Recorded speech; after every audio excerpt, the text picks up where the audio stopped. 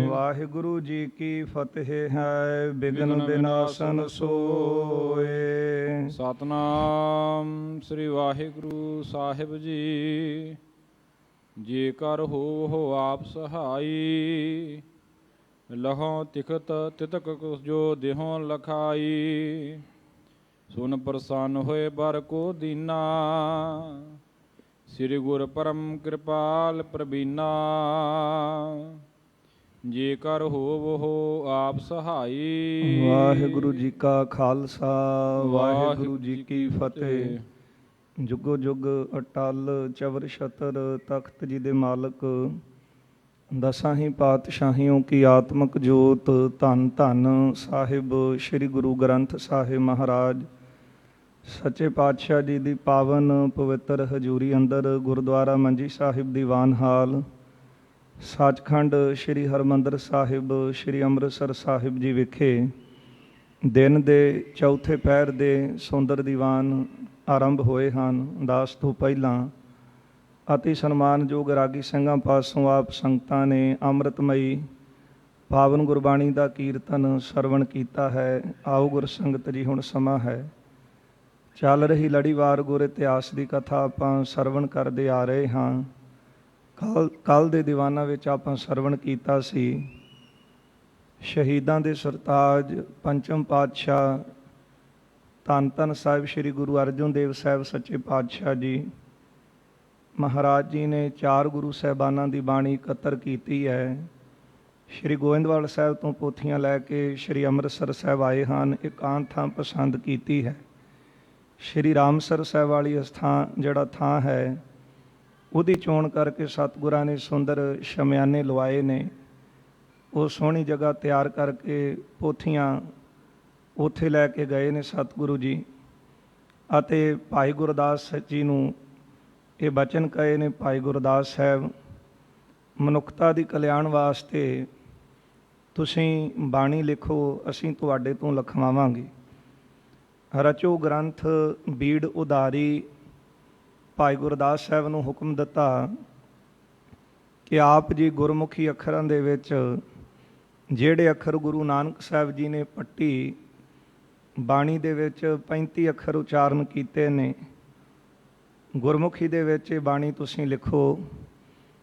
ਜਿਸ ਬਾਣੀ ਨੇ ਸਾਰੇ ਜੀਵਾਂ ਦਾ ਉਧਾਰ ਕਰਨਾ ਹੈ, ਕਿਉਂਕਿ ਸੰਸਕ੍ਰਿਤ ਅਤੇ ਫਾਰਸੀ ਇਹ ਮਹਿੰਗੀਆਂ ਭਾਸ਼ਾਵਾਂ ਨੇ।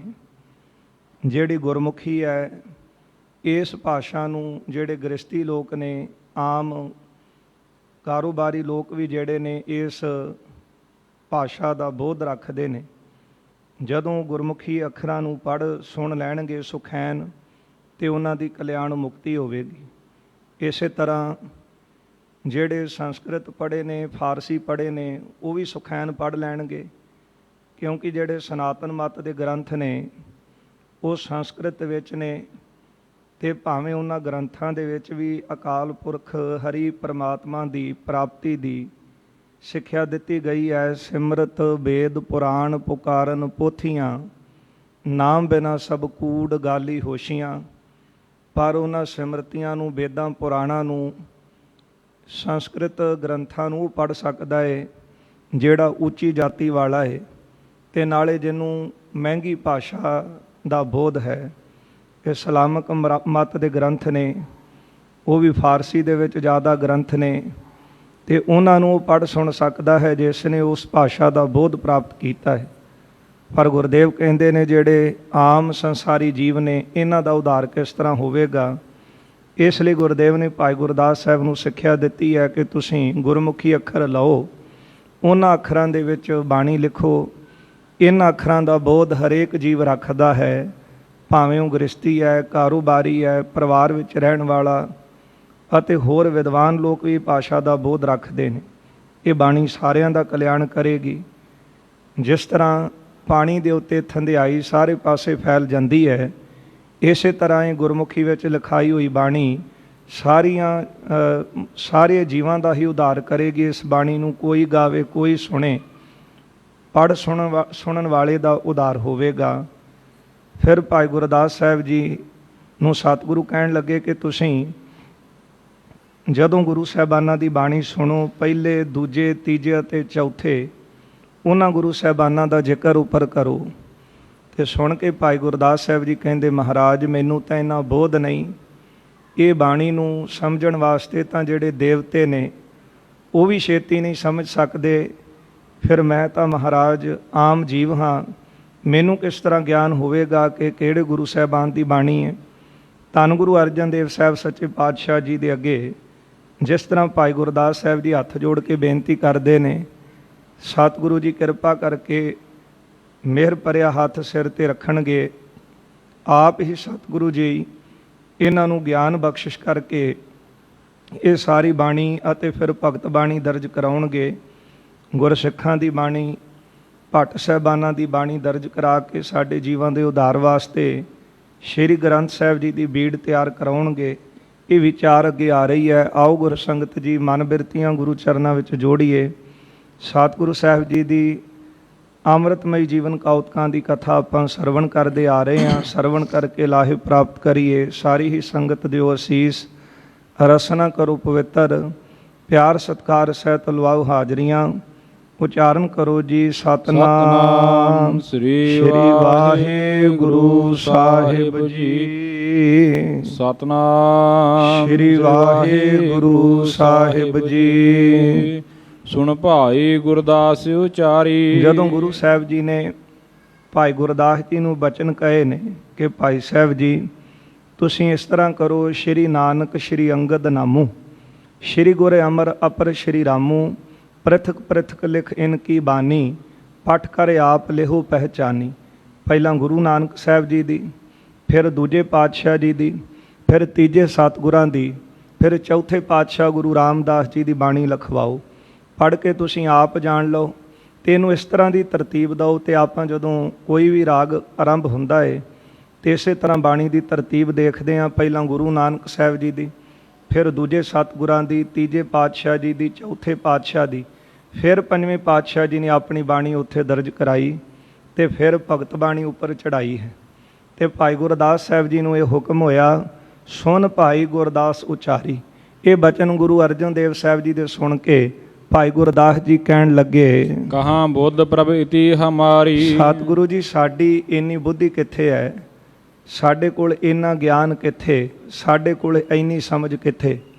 ਭਾਵੇਂ ਭਾਈ ਗੁਰਦਾਸ ਜੀ ਮਹਾਨ ਵਿਦਵਾਨ ਨੇ, ਗੁਰੂ ਅਮਰਦਾਸ ਮਹਾਰਾਜ ਜੀ ਦੇ ਭਤੀਜੇ ਨੇ, ਬੀਬੀ ਭਾਨੀ ਜੀ ਦੇ ਭਰਾ ਲੱਗਦੇ ਨੇ, ਅਤੇ ਸਾਧ ਸੰਗਤ ਜੀ ਗੁਰੂ ਅਰਜਨ ਦੇਵ ਸਾਹਿਬ ਜੀ ਦੇ ਰਿਸ਼ਤੇ ਵਜੋਂ ਮਾਮੇ ਵੀ ਲੱਗਦੇ ਨੇ, ਉਮਰ ਕਰਕੇ ਵੀ ਵੱਡੇ ਨੇ, ਸਤਿਕਾਰਯੋਗ ਨੇ। ਗੁਰੂ ਅਮਰਦਾਸ ਮਹਾਰਾਜ ਜੀ ਦੇ ਸਮੇਂ ਤੋਂ ਹੀ ਆਪ ਜੀ ਨੇ ਸਿੱਖੀ ਨੂੰ ਧਾਰਨ ਕੀਤਾ। ਗੁਰੂ ਰਾਮਦਾਸ ਜੀ ਦੀਆਂ ਸੰਗਤ ਵਿੱਚ ਰਹਿ ਕੇ ਆਪ ਜੀ ਸਿੱਖੀ ਦਾ ਪ੍ਰਚਾਰ ਵੀ ਕਰਦੇ ਰਹੇ ਨੇ। ਪਰ ਫਿਰ ਵੀ ਨਿਮਰਤਾ ਸਭ ਤੋਂ ਵੱਡਾ ਗੁਣ ਜਿਹੜਾ ਗੁਰੂ ਸਾਹਿਬ ਜੀ ਨੇ ਸਿੱਖ ਨੂੰ ਦਿੱਤਾ ਹੈ, ਰੱਖ ਗਰੀਬੀ ਵੇਸ। ਭਾਈ ਗੁਰਦਾਸ ਜੀ ਨਿਮਰਤਾ ਵਿੱਚ ਆ ਕੇ ਬੇਨਤੀ ਕਰਦੇ ਨੇ, ਕਹਿਣ ਲੱਗੇ ਸਤਿਗੁਰੂ ਜੀ ਮੇਰੇ ਵਿੱਚ ਇੰਨੀ ਬੁੱਧੀ ਕਿੱਥੇ, ਮੇਰੇ ਵਿੱਚ ਇੰਨੀ ਸਮਝ ਕਿੱਥੇ ਹੈ। ਮੈਂ ਅਲਪੱਗ ਜੀਵ ਕਿਵੇਂ ਜਾਣੋ। ਮੈਂ ਤਾਂ ਸਤਿਗੁਰੂ ਜੀ ਅਲਪੱਗ ਜੀਵ ਹਾਂ, ਮੈਂ ਤਾਂ ਅਗਿਆਨੀ ਹਾਂ, ਮੇਰੇ ਕੋਲ ਇੰਨੀ ਸਮਝ ਨਹੀਂ ਹੈ। ਗੁਰ ਕੀ ਗਿਰਾ ਅਗਮਗਤ ਜਮਾਨੋ। ਤੇ ਗੁਰੂ ਸਾਹਿਬਾਨਾਂ ਦੀ ਜਿਹੜੀ ਬਾਣੀ ਹੈ ਉਹ ਬਹੁਤ ਬੇਅੰਤ ਹੈ, ਬੜੀ ਕੀਮਤੀ। ਇਹ ਬਾਣੀ ਮੁਕਤੀ ਦੇਣ ਵਾਲੀ ਹੈ। ਹਿਰਦਾ ਆਗਾਦ ਆਬਾਦ ਗੰਭੀਰਾ। ਤੇ ਇਸੇ ਤਰ੍ਹਾਂ ਇਹ ਗੁਰੂ ਸਾਹਿਬ ਜੀ ਦਾ ਜਿਹੜਾ ਹਿਰਦਾ ਹੈ ਉਹ ਬਹੁਤ ਡੂੰਘਾ ਹੈ, ਇਸੇ ਤਰ੍ਹਾਂ ਬਹੁਤ ਗੰਭੀਰ ਹੈ। ਤੇ ਆਮ ਬੰਦੇ ਨੂੰ ਇਹ ਗੱਲ ਜਿਹੜੀ ਹੈ ਉਹ ਜਾਣੀ ਨਹੀਂ ਜਾ ਸਕਦੀ ਉਹਦੇ ਕੋਲ। ਗਿਰਾ ਰੂਪ ਸੋਈ ਗੁਰ ਧੀਰਾ। ਜਿਸ ਤਰ੍ਹਾਂ ਗੁਰੂ ਸਾਹਿਬ ਜੀ ਦਾ ਹਿਰਦਾ ਗੰਭੀਰ ਹੈ, ਅਗਾਧ ਹੈ, ਉਸੇ ਤਰ੍ਹਾਂ ਉਹਨਾਂ ਦੀ ਬਾਣੀ ਵੀ ਜਿਹੜੀ ਹੈ ਉਹ ਵੀ ਗੰਭੀਰ ਹੈ। ਬ੍ਰਹਮਾ ਆਦਿਕ ਲਖ ਸਕੈ ਨਾ ਕੋਊ। ਤੇ ਇਸ ਤਰ੍ਹਾਂ ਤੇ ਬ੍ਰਹਮਾ ਆਦਿਕ ਜਿਹੜੇ ਵੱਡੇ ਵੱਡੇ ਦੇਵਤੇ ਨੇ, ਵੇਦਾਂ ਦੇ ਲਖਾਰੀ, ਵੇਦਾਂ ਨੂੰ ਉਚਾਰਨ ਕਰਨ ਵਾਲੇ, ਉਹ ਵੀ ਆਪਣੀ ਬੁੱਧੀ ਨਾਲ ਜਾਣ ਨਹੀਂ ਸਕਦੇ। ਮੋਹ ਮਹਿ ਕਹਾਂ ਇਤੀ ਮਤ ਹੋਊ। ਸਤਿਗੁਰੂ ਜੀ ਮੇਰੇ ਵਿੱਚ ਇੰਨੀ ਮੱਤ ਕਿੱਥੇ, ਇੰਨੀ ਤਾਕਤ ਕਿੱਥੇ, ਇੰਨੀ ਸਮਝ ਕਿੱਥੇ ਹੈ। ਜੇਕਰ ਹੋਵੋ ਆਪ ਸਹਾਈ। ਵੱਡੇ ਵੱਡੇ ਬ੍ਰਹਮਾ ਆਦਿਕ ਦੇਵਤੇ ਜਦੋਂ ਨਹੀਂ ਜਾਣ ਸਕਦੇ ਤੇ ਮੈਂ ਕਿਸ ਤਰ੍ਹਾਂ ਜਾਣ ਲਾਂ। ਭਾਵੇਂ ਜੋਤ ਇੱਕ ਹੈ ਪਰ ਰੂਪ ਜਿਹੜੇ ਨੇ ਉਹ ਵੱਖ-ਵੱਖ ਧਾਰਨ ਕੀਤੇ ਨੇ। ਤੇ ਇਸੇ ਤਰ੍ਹਾਂ ਸਾਨੂੰ ਬਾਣੀ ਵਿੱਚ ਤਰਤੀਬ ਵੀ ਮਿਲਦੀ ਹੈ। ਮਹੱਲਾ ਪਹਿਲਾ, ਮਹੱਲਾ ਦੂਜਾ, ਮਹੱਲਾ ਤੀਜਾ, ਮਹੱਲਾ ਚੌਥਾ, ਮਹੱਲਾ ਪੰਜਵਾਂ। ਤੇ ਤਰਤੀਬ ਸਤਿਗੁਰਾਂ ਨੇ ਆਪ ਦਿੱਤੀ ਹੈ। ਇਸ ਲਈ ਗੁਰਦੇਵ ਕਹਿੰਦੇ ਹਨ ਕਿ ਭਾਈ ਗੁਰਦਾਸ ਸਾਹਿਬ ਜੀ ਨੂੰ ਕਿ ਤੁਸੀਂ ਬਾਣੀ ਲਿਖੋ। ਇਹਨਾਂ ਬੋਧ ਕਿੱਥੇ ਕਿ ਅਸੀਂ ਆਪਣੇ ਆਪ ਸਮਝ ਸਕੀਏ। ਜੇਕਰ ਹੋਵੋ ਆਪ ਸਹਾਈ, ਜੇ ਕਿਤੇ ਆਪ ਜੀ ਇਸ ਕਾਰਜ ਵਿੱਚ ਆਪਣੀ ਸਹਾਇਤਾ ਕਰੋ। ਲਖੋ ਤਿਤਕ ਜੋ ਦੇਹੋਂ ਲਖਾਈ, ਮਹਾਰਾਜ ਆਪ ਜੀ ਕਿਰਪਾ ਕਰਕੇ ਗਿਆਨ ਬਖਸ਼ੋ ਤੇ ਜੋ ਤੁਸੀਂ ਮੇਰੇ ਪਾਸੋਂ ਲਿਖਾਵੋਗੇ ਉਹ ਮੈਂ ਲਿਖ ਸਕਦਾ ਹਾਂ। ਸੁਣ ਪ੍ਰਸੰਨ ਹੋਏ ਬਰ ਕੋ ਦੀਨਾ, ਸੁਣ ਕੇ ਸਤਿਗੁਰੂ ਜੀ ਪ੍ਰਸੰਨ ਹੋਏ ਹਨ ਤੇ ਪ੍ਰਸੰਨ ਹੋ ਕੇ ਸਤਿਗੁਰੂ ਜੀ ਨੇ ਭਾਈ ਗੁਰਦਾਸ ਸਾਹਿਬ ਜੀ ਨੂੰ ਬਾਣੀ ਲਿਖਣ ਦਾ ਵਰ ਦਿੱਤਾ ਹੈ। ਸ੍ਰੀ ਗੁਰ ਪਰਮ ਕਿਰਪਾਲ ਪ੍ਰਬੀਨਾ, ਕਿਰਪਾਲੂ ਸਤਿਗੁਰੂ ਜੀ ਚਤੁਰ ਸਤਿਗੁਰਾਂ ਨੇ ਗੁਰੂ ਅਰਜਨ ਦੇਵ ਸਾਹਿਬ ਸੱਚੇ ਪਾਤਸ਼ਾਹ ਜੀ ਨੇ ਜਥਾ ਪੁੱਤਰ ਹੋਵੈ ਕਰ ਬਾਹਰ। ਮਹਾਰਾਜ ਗੁਰੂ ਅਰਜਨ ਦੇਵ ਸਾਹਿਬ ਜੀ ਇੱਥੇ ਵਰ ਦਿੰਦੇ ਨੇ ਕਿ ਜਿਸ ਤਰ੍ਹਾਂ ਪੁੱਤਰ ਹੋਵੇ ਤੇ ਘਰ ਦੇ ਬਾਹਰ ਹੋਵੇ ਪੁੱਤਰ ਮਾਂ ਬਾਪ ਦਾ, ਤੇ ਉਹ ਆਪਣੇ ਘਰ ਤੋਂ ਬਾਹਰ ਹੋਵੇ। ਅੰਤਰ ਮਾਤਾ ਪਿਤਾ ਅਜਾਹਰ, ਤੇ ਘਰ ਦੇ ਵਿੱਚ ਮਾਤਾ ਪਿਤਾ ਹੋਣ ਤੇ ਮਾਂ ਬਾਪ ਦਾ ਪੁੱਤਰ ਬਾਹਰ ਹੋਵੇ। ਅਪੁਰ ਕੁਟੰਬ ਜੋ ਬੋਲਹਿ ਬਾਤੀ, ਤੇ ਫਿਰ ਸਾਰਾ ਹੀ ਪਰਿਵਾਰ ਘਰ ਦੇ ਵਿੱਚ ਗੱਲਬਾਤ ਕਰੇ। ਜਾਣ ਲਹਿ ਬਾਲਕ ਬਖਿਆਤੀ, ਤੇ ਜਾਣ ਲੈਂਦੇ ਨੇ ਪ੍ਰਗਟ ਤੌਰ ਤੇ ਬਾਲਕ ਜਿਹੜਾ ਹੈ ਉਹ ਬਖਿਆਤੀ ਪ੍ਰਗਟ ਹੀ ਜਾਣ ਲੈਂਦਾ ਹੈ ਕਿ ਆਵਾਜ਼ ਕਿਸ ਦੀ ਹੈ। ਕੋ ਨਰ ਬੂਝੈ ਅੰਤਰ ਭਾਉਣਾ, ਕੋਈ ਬੰਦਾ ਉਹਨੂੰ ਪੁੱਛੇ ਕਿ ਦੱਸ ਜਿਹੜੀ ਇਹ ਆਵਾਜ਼ ਆ ਰਹੀ ਹੈ ਘਰ ਦੇ ਵਿੱਚੋਂ ਕਿਸ ਦੀ ਆ ਰਹੀ ਹੈ। ਕੌਣ ਕੌਣ ਬੋਲਹਿ ਕਹਿ ਤਾਉਣ, ਕੌਣ ਕੌਣ ਬੋਲ ਰਿਹਾ ਹੈ, ਕਿਹਦੀ ਕਿਹਦੀ ਆਵਾਜ਼ ਤੈਨੂੰ ਸੁਣਾਈ ਦਿੱਤੀ ਹੈ। ਤਬ ਬਾਲਕ ਸੁਨ ਜਾਉਣ ਅਲਾਵਾ, ਉਦੋਂ ਬਾਲਕ ਘਰ ਦੇ ਵਿੱਚੋਂ ਆਵਾਜ਼ ਆਪਣੇ ਪਰਿਵਾਰ ਦੇ ਜੀਆਂ ਦੀ ਸੁਣ ਕੇ ਤੇ ਦੱਸਦਾ ਹੈ। ਪ੍ਰਿਥਕ ਪ੍ਰਿਥਕ ਕਰਤਾ ਹੈ ਬਤਾਵਾ, ਵੱਖ ਵੱਖ ਸਾਰਿਆਂ ਦੇ ਨਾਂ ਦੱਸਦਾ ਹੈ। ਇਹ ਮਮ ਪਿਤਾ ਬਾਕ ਇਹ ਮਾਤਾ, ਇਹ ਮੇਰਾ ਪਿਤਾ ਹੈ, ਇਹ ਮੇਰੀ ਮਾਂ ਦੀ ਆਵਾਜ਼ ਹੈ। ਇਹ ਭਗਣੀ ਬਚ ਇਹ ਕਹਿ ਭਰਾਤਾ, ਇਹ ਮੇਰੀ ਭੈਣ ਦੀ ਆਵਾਜ਼ ਹੈ ਤੇ ਮੇਰੇ ਭਰਾ ਦੀ ਆਵਾਜ਼ ਹੈ। ਇਮ ਸਮਝਹਿ ਗੋ ਹੋਏ ਸਵਧਾਨ, ਇਸ ਤਰ੍ਹਾਂ ਸਮਝ ਕੇ ਸਾਵਧਾਨ ਹੋ ਜਾਂਦਾ ਹੈ, ਸੁਚੇਤ ਹੋ ਜਾਂਦਾ ਹੈ। ਇਹ ਮਹਾਰਾਜ ਨੇ ਦ੍ਰਿਸ਼ਟਾਂਤ ਦਿੱਤਾ ਉਦੋਂ ਜਦੋਂ ਭਾਈ ਗੁਰਦਾਸ ਸਾਹਿਬ ਜੀ ਨੂੰ ਗੁਰੂ ਸਾਹਿਬ ਨੇ ਕਿਹਾ ਕਿ ਤੁਸੀਂ ਆਪੇ ਹੀ ਵਿਚਾਰ ਕਰਕੇ ਜਿਹੜੀ ਹੈ ਉਹ ਗੁਰੂ ਸਾਹਿਬ ਦੀ ਬਾਣੀ ਲਿਖ ਲਓ, ਪਹਿਲੇ ਸਤਿਗੁਰਾਂ ਦੀ, ਫਿਰ ਦੂਜਿਆਂ ਦੀ, ਤੀਜਿਆਂ ਦੀ, ਚੌਥਿਆਂ ਦੀ। ਤੇ ਭਾਈ ਗੁਰਦਾਸ ਸਾਹਿਬ ਜੀ ਨੇ ਕਿਹਾ ਕਿ ਸਾਨੂੰ ਸਤਿਗੁਰੂ ਜੀ ਇੰਨੀ ਸਮਝ ਕਿੱਥੇ। ਤੇ ਮਹਾਰਾਜ ਕਹਿੰਦੇ ਨੇ ਕਿ ਜਦੋਂ ਪਰਿਵਾਰ ਦੇ ਜੀ ਅੰਦਰ ਹੋਣ ਤੇ ਬੱਚਾ ਬਾਹਰ ਹੋਵੇ ਤੇ ਆਪਣੇ ਪਰਿਵਾਰ ਦੇ ਜੀਆਂ ਦੀ ਆਵਾਜ਼ ਬੱਚਾ ਬਾਹਰ ਸੁਣਦਾ ਹੈ ਤੇ ਉਸ ਕੋਲੋਂ ਕੋਈ ਪੁੱਛੇ ਕਿ ਇਹ ਆਵਾਜ਼ ਕਿਸ ਦੀ ਹੈ ਤੇ ਬੱਚਾ ਪਛਾਣ ਲੈਂਦਾ ਹੈ। ਫਿਰ ਦੱਸਦਾ ਹੈ ਕਿ ਮੇਰੇ ਬਾਪ ਦੀ ਆਵਾਜ਼ ਹੈ। ਹਾਲੇ ਉਹਨੇ ਦੇਖਿਆ ਨਹੀਂ ਹੁੰਦਾ, ਕੇਵਲ ਸੁਣ ਕੇ ਪਛਾਣ ਲੈਂਦਾ ਕਿਉਂਕਿ ਰਿਸ਼ਤਾ ਆਪਣਾ ਹੈ ਨਾ, ਮਾਂ ਬਾਪ ਦਾ ਰਿਸ਼ਤਾ ਹੈ। ਇਸੇ ਤਰ੍ਹਾਂ ਜਿਹੜੇ ਸਿੱਖ ਦਾ ਰਿਸ਼ਤਾ ਗੁਰੂ ਨਾਲ ਹਿਰਦੇ ਤੋਂ ਜੁੜਿਆ ਹੈ ਉਹ ਸਿੱਖ ਪਛਾਣ ਲਵੇਗਾ। ਇਹ ਗੁਰੂ ਸਾਹਿਬ ਜੀ ਨੇ ਸਿੱਖਿਆ ਦਿੱਤੀ। ਜਿਸ ਤਰ੍ਹਾਂ ਉਹ ਬੱਚਾ ਕਹੇਗਾ ਆਵਾਜ਼ ਸੁਣ ਕੇ ਮੇਰੇ ਬਾਪ ਦੀ ਆਵਾਜ਼, ਮੇਰੀ ਮਾਂ ਦੀ, ਮੇਰੀ ਭੈਣ ਦੀ, ਮੇਰੇ ਭਰਾ ਦੀ ਆਵਾਜ਼ ਹੈ, ਇਸੇ ਤਰ੍ਹਾਂ ਗੁਰੂ ਸਾਹਿਬ ਜੀ ਕਹਿੰਦੇ ਕਿ ਉਹ ਸੁਚੇਤ ਹੋ ਜਾਵੇਗਾ।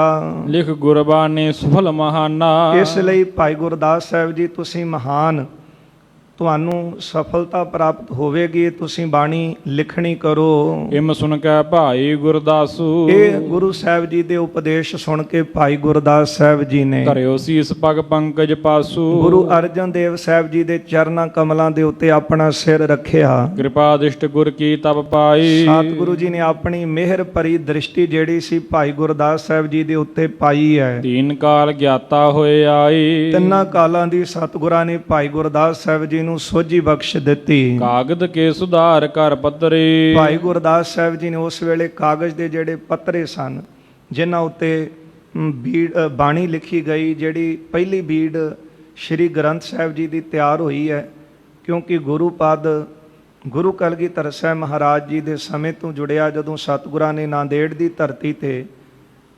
ਵਾਹਿਗੁਰੂ ਸਾਬੋਂ ਕੀ ਤਲਵੰਡੀ ਬਾਣੀ ਸੰਪੂਰਨ ਕਰਵਾਈ, ਅਬਚਲ ਨਗਰ ਸੱਚਖੰਡ ਸ਼੍ਰੀ ਹਜੂਰ ਸਾਹਿਬ ਉੱਥੇ ਗੁਰਤਾ ਗੱਦੀ ਦਿੱਤੀ।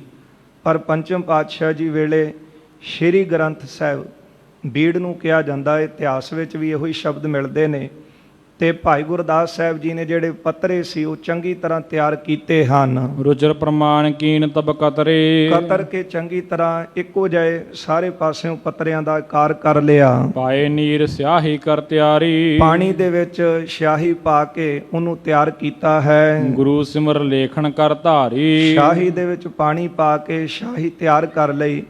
ਗੁਰੂ ਸਾਹਿਬ ਜੀ ਨੂੰ ਸਿਮਰ ਕੇ, ਗੁਰੂ ਨਾਨਕ ਸਾਹਿਬ ਜੀ ਨੂੰ ਆਰਾਧ ਕੇ ਗੁਰੂ ਅਰਜਨ ਦੇਵ ਸਾਹਿਬ ਜੀ ਨੇ ਬਾਣੀ ਲਿਖਵਾਉਣ ਦੀ ਤਿਆਰੀ ਕੀਤੀ ਹੈ। ਸ੍ਰੀ ਅਰਜਨ ਪੋਥੀ ਤਬ ਖੋਲੀ। ਧੰਨ ਗੁਰੂ ਅਰਜਨ ਦੇਵ ਸਾਹਿਬ ਜੀ ਨੇ ਪੋਥੀਆਂ ਜਿਹੜੀਆਂ ਗੋਇੰਦਵਾਲ ਸਾਹਿਬ ਤੋਂ ਲਿਆਂਦੀਆਂ ਸਨ, ਕਿਉਂਕਿ ਗੁਰੂ ਨਾਨਕ ਸਾਹਿਬ ਮਹਾਰਾਜ ਜੀ, ਗੁਰੂ ਅੰਗਦ ਦੇਵ ਸਾਹਿਬ, ਗੁਰੂ ਅਮਰਦਾਸ ਜੀ ਦੀ ਬਾਣੀ ਉਹ ਗੁਰੂ ਸਾਹਿਬ ਦੇ ਪਾਸ ਆਈ। ਪੋਥੀਆਂ ਦੇ ਵਿੱਚ ਕੁਝ ਵਿਦਵਾਨ ਇਹ ਜ਼ਿਕਰ ਕਰਦੇ ਨੇ ਕਿ ਗੁਰੂ ਰਾਮਦਾਸ ਸਾਹਿਬ ਜੀ ਦੀ ਬਾਣੀ ਆਪ ਜੀ ਨੂੰ ਪ੍ਰਾਪਤ ਹੋਈ, ਪਰ ਸ਼੍ਰੀ ਗੁਰਪ੍ਰਤਾਪ ਗ੍ਰੰਥ ਦੇ ਹਿਸਾਬ ਦੇ ਨਾਲ 4 ਗੁਰੂ ਸਾਹਿਬਾਨਾਂ ਦੀ ਬਾਣੀ ਗੁਰੂ ਸਾਹਿਬ ਨੇ ਗੋਇੰਦਵਾਲ ਸਾਹਿਬ ਤੋਂ ਲਿਆਂਦੀ। ਗੁਰੂ ਸਾਹਿਬ ਜੀ ਨੇ ਬਾਣੀ ਲਿਖਵਾਉਣ ਵਾਸਤੇ ਪੋਥੀ ਪ੍ਰਕਾਸ਼ ਕੀਤੀ ਹੈ। ਹੇਤ ਲਿਖਾਵਨ ਗਿਰਾਇਆ ਮੋਲੀ। ਬਾਣੀ ਕੀਮਤੀ ਅਮੋਲਕ ਬਚਨ ਲਿਖਾਉਣ ਵਾਸਤੇ ਸਤਿਗੁਰਾਂ ਨੇ ਬਚਨ ਕਹੇ ਨੇ। ਪ੍ਰਥਮ ਸਿਮਰ ਸ੍ਰੀ ਨਾਨਕ ਨਾਮੋ। ਸਭ ਤੋਂ ਪਹਿਲਾਂ ਗੁਰੂ ਨਾਨਕ ਸਾਹਿਬ ਜੀ ਦਾ ਨਾਮ ਸਿਮਰਿਆ ਹੈ। ਆਖੋ ਧੰਨ ਗੁਰੂ ਨਾਨਕ ਦੇਵ ਜੀ। ਧੰਨ ਗੁਰੂ ਨਾਨਕ ਦੇਵ ਸਾਹਿਬ ਸੱਚੇ ਪਾਤਸ਼ਾਹ ਜੀ ਦਾ ਨਾਮ ਲੈ ਕੇ ਸਤਿਗੁਰਾਂ ਨੇ ਨਮੋ ਕੀਨ ਤਰ ਧਿਆਨ ਭ੍ਰਾਮੂ। ਤੇ ਗੁਰੂ ਨਾਨਕ ਸਾਹਿਬ ਜੀ ਨੂੰ ਆਪਣੇ ਧਿਆਨ ਵਿੱਚ ਲਿਆ ਕੇ ਗੁਰ ਕੀ ਮੂਰਤ ਮਨ ਮਹਿ ਧਿਆਨ, ਗੁਰੂ ਦੀ ਮੂਰਤ ਨੂੰ ਆਪਣੇ ਧਿਆਨ ਵਿੱਚ ਲਿਆਂਦਾ ਤੇ ਫਿਰ ਧਿਆਨ ਵਿੱਚ ਲਿਆ ਕੇ ਗੁਰ ਮੇਰਾ ਸੰਗ ਸਦਾ ਹੈ ਨਾਲੇ। ਤੇ ਗੁਰੂ ਸਾਹਿਬ ਦੀ ਮੂਰਤ ਨੂੰ ਚਿਤਾਰ ਕੇ ਆਪਣੇ ਹਿਰਦੇ ਵਿੱਚ ਵਸਾ ਕੇ ਗੁਰੂ ਨਾਨਕ ਸਾਹਿਬ ਜੀ ਨੂੰ ਧਿਆਨ ਵਿੱਚ ਲਿਆ ਕੇ ਨਮਸਕਾਰ ਕੀਤੀ ਹੈ। ਪੂਰਬ ਸ੍ਰੀ ਜਪਜੀ ਲਖਵਾਈ। ਸਭ ਤੋਂ ਪਹਿਲਾਂ ਆਪਾਂ ਸ਼੍ਰੀ ਗੁਰੂ ਗ੍ਰੰਥ ਸਾਹਿਬ ਜੀ ਦੇ ਅੰਦਰ ਜਪਜੀ ਸਾਹਿਬ ਦੀ ਬਾਣੀ ਪੜ੍ਹਦੇ ਹਾਂ ਤੇ ਜਿਹੜੀ ਬੀੜ ਗੁਰੂ ਸਾਹਿਬ ਗੁਰੂ ਅਰਜਨ ਦੇਵ ਸਾਹਿਬ ਜੀ ਨੇ ਲਿਖਵਾਈ ਭਾਈ ਗੁਰਦਾਸ ਸਾਹਿਬ ਜੀ ਪਾਸੋਂ, ਉਹਦੇ ਵਿੱਚ ਵੀ ਸਭ ਤੋਂ ਪਹਿਲੀ ਬਾਣੀ ਹੈ ਜਪ ਬਾਣੀ। ਤੇ ਸਤਿਕਾਰ ਦੇ ਨਾਲ ਆਪਾਂ ਜੀ ਸ਼ਬਦ ਵਰਤਦੇ ਹਾਂ। ਜਪ ਫਿਰ ਨਿਸ਼ਾਨ ਕਰਕੇ ਲਿਖਿਆ ਹੁੰਦਾ ਹੈ। ਇਸੇ ਤਰ੍ਹਾਂ ਦਮਦਮਾ ਸਾਹਿਬ ਵਾਲੀ ਬੀੜ ਦੇ ਵਿੱਚ ਵੀ ਸਤਿਗੁਰਾਂ ਨੇ ਇਹੋ ਤਰਤੀਬ ਦਿੱਤੀ। ਸਿਰਫ ਉਹਦੇ ਵਿੱਚ ਵਾਧਾ ਇਹ ਰੱਖਿਆ ਕਿ ਨਾਵੇਂ ਸਤਿਗੁਰੂ ਗੁਰੂ ਤੇਗ ਬਹਾਦਰ ਸਾਹਿਬ ਜੀ ਦੇ ਸ਼ਬਦ ਦਰਜ ਕੀਤੇ ਤੇ ਰਾਗ ਜੈਜਾਵੰਤੀ ਉਹ ਸਤਿਗੁਰਾਂ ਨੇ 31ਵਾਂ ਰਾਗ ਜਿਹੜਾ ਸੀ ਉਹਦੇ ਵਿੱਚ ਚੜਾਇਆ। ਬਾਕੀ ਸਾਰੀ ਬਾਣੀ ਇਨ ਬਿਨ ਇਨ ਇੱਕੋ ਜਿਹੀ ਹੈ। ਸਭ ਤੋਂ ਪਹਿਲਾਂ ਗੁਰੂ ਅਰਜਨ ਦੇਵ ਸਾਹਿਬ ਜੀ ਨੇ ਭਾਈ ਗੁਰਦਾਸ ਸਾਹਿਬ ਜੀ ਪਾਸੋਂ ਗੁਰੂ ਨਾਨਕ ਸਾਹਿਬ ਜੀ ਦੀ ਉਚਾਰਨ ਕੀਤੀ ਪਾਵਨ ਬਾਣੀ। ਜਪਜੀ ਸਾਹਿਬ ਦੀ ਜਿਹੜੀ ਪਾਵਨ ਬਾਣੀ ਸੀ ਉਹ ਲਿਖਵਾਉਣੀ ਸ਼ੁਰੂ ਕੀਤੀ ਹੈ। ਰੁਚਿਰ ਮੰਗਲਾ ਚਰਨ ਸੁਹਾਈ। ਪਹਿਲਾਂ ਸਭ ਤੋਂ ਪਹਿਲਾਂ ਜਿਹੜਾ ਮੰਗਲ ਸੀ ਗੁਰਮੰਤਰ ਸੀ ਤੇ ਆਪਾਂ ਉਹ ਗੁਰਮੰਤਰ ਪੜ੍ਹਦੇ ਹਾਂ ਤੇ ਜਾਂ ਕਵੀ ਜੀ ਨੇ ਇੱਥੇ ਮੰਗਲ ਸ਼ਬਦ ਵਰਤਿਆ ਹੈ।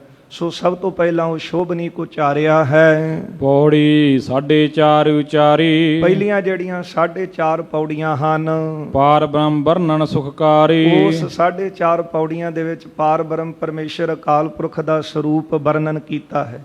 ਸੋਚੈ ਸੋਚ ਨ ਹੋਵਈ ਜੇ ਸੋਚੀ ਲੱਖ ਵਾਰ, ਹੁਕਮੀ ਹੋਵਨ ਆਕਾਰ ਹੁਕਮ ਨ ਕਹਿਆ ਜਾਈ, ਗਾਵੈ ਕੋ ਤਾਣ ਹੋਵੈ ਕਿਸੈ ਤਾਣ, ਸਾਚਾ ਸਾਹਿਬ ਸਾਚ ਨਾਏ ਭਾਖਿਆ ਭਾਉ ਅਪਾਰ। ਫਿਰ ਅੱਧੀ ਪੌੜੀ ਥਾਪਿਆ ਨਾ ਜਾਏ, ਕੀਤਾ ਨਾ ਹੋਏ ਆਪੇ ਆਪ ਨਿਰੰਜਨ ਸੋਏ, ਜਿਨ ਸੇਵਿਆ ਤਨ ਪਾਇਆ ਮਾਨ ਨਾਨਕ ਗਾਵੀਐ ਗੁਣੀ ਨਿਧਾਨ। ਇੱਥੋਂ ਤੱਕ ਜਪਜੀ ਸਾਹਿਬ ਦੀਆਂ ਸੋਚੈ ਸੋਚ ਤੋਂ ਲੈ ਕੇ ਨਾਨਕ ਗਾਵੀਐ ਗੁਣੀ ਨਿਧਾਨ। ਫਿਰ ਗਾਵੀਐ ਸੁਣੀਐ ਮਨ ਰੱਖੀਐ ਪਾਉ, ਦੁੱਖ ਪਰ ਹਰ ਸੁਖ ਘਰ ਲੈ ਜਾਏ। ਇੱਥੋਂ ਤੱਕ ਮਹਾਰਾਜ ਜੀ ਨੇ 4.5 ਪੌੜੀਆਂ ਦੇ ਵਿੱਚ ਪਰਮਾਤਮਾ ਅਕਾਲ ਪੁਰਖ ਵਾਹਿਗੁਰੂ ਜੀ ਦਾ ਸਰੂਪ ਵਰਣਨ ਕੀਤਾ ਹੈ। 1.5 ਵਿਖੈ ਗੁਰ ਮਹਿਮਾ ਕਹੀ। 1.5 ਪੌੜੀਆਂ ਜਿਹੜੀਆਂ ਫਿਰ ਬਾਕੀ ਹਨ। ਅੱਧੀ ਪੌੜੀ ਜਿਹੜੀ 4.5 ਇੱਧਰ ਕਰ ਲਈਏ, ਅੱਧੀ ਪੌੜੀ ਸ਼ੁਰੂ ਕਰ ਲਈਏ। ਗੁਰਮੁਖ ਨਾਦੰ ਗੁਰਮੁਖ ਵੇਦੰ ਗੁਰਮੁਖ ਰਹਿਆ ਸਮਾਈ, ਗੁਰ ਈਸ਼ਰ ਗੁਰ ਗੋਰਖ ਬਰਮਾ ਗੁਰ ਪਾਰਬਤੀ ਮਾਈ। ਅੱਧੀ ਪੌੜੀ ਤੇ ਫਿਰ ਮਹਾਰਾਜ ਜੀ ਨੇ ਇਸ ਤੋਂ ਅਗਲੀ ਪੌੜੀ ਤੀਰਥ ਨਾਵਾ ਜੇ ਤਿਸ ਭਾਵਾ ਵਿਣ ਪਾਣੇ ਕੇ ਨਹਾਏ ਕਰੀ, ਜੇਤੀ ਸਿਰ ਠੁਪਾਈ ਵੇਖਾਂ ਵਿਣ ਕਰਮਾ ਕੇ ਮਿਲੈ ਲਈ, ਮਤ ਵਿੱਚ ਰਤਨ ਜਵਾਹਰ ਮਾਣਿਕ ਜੇ ਇੱਕ ਗੁਰ ਕੀ ਸਿੱਖ ਸੁਣੀ। ਇਹ 1.5 ਪੌੜੀਆਂ ਦੇ ਵਿੱਚ ਸਤਿਗੁਰੂ ਜੀ ਨੇ ਕੀਨ ਮੰਗਲਾ ਚਰਨੈ ਸਹੀ। ਤੇ ਗੁਰੂ ਸਾਹਿਬ ਮਹਾਰਾਜ ਜੀ ਨੇ ਇਹ 1.5 ਪੌੜੀਆਂ ਦੇ ਵਿੱਚ ਫਿਰ ਸਤਿਗੁਰੂ ਜੀ ਨੇ 1.5 ਵਿਖੈ ਗੁਰ ਮਹਿਮਾ ਕਹੀ, ਗੁਰੂ ਦੀ ਮਹਿਮਾ ਬਿਆਨ ਕੀਤੀ। ਪਹਿਲਾਂ 4.5 ਪੌੜੀਆਂ ਦੇ ਵਿੱਚ ਪਾਰ ਬ੍ਰਹਮ ਵਰਣਨ ਸੁਖਕਾਰੀ, ਸੁੱਖਾਂ ਦੇ ਦਾਤੇ ਪਾਰ ਬ੍ਰਹਮ ਪਰਮੇਸ਼ਰ ਦਾ ਸਰੂਪ ਵਰਣਨ ਕੀਤਾ, ਅਕਾਲ ਪੁਰਖ ਦੀ ਗੱਲ ਕੀਤੀ।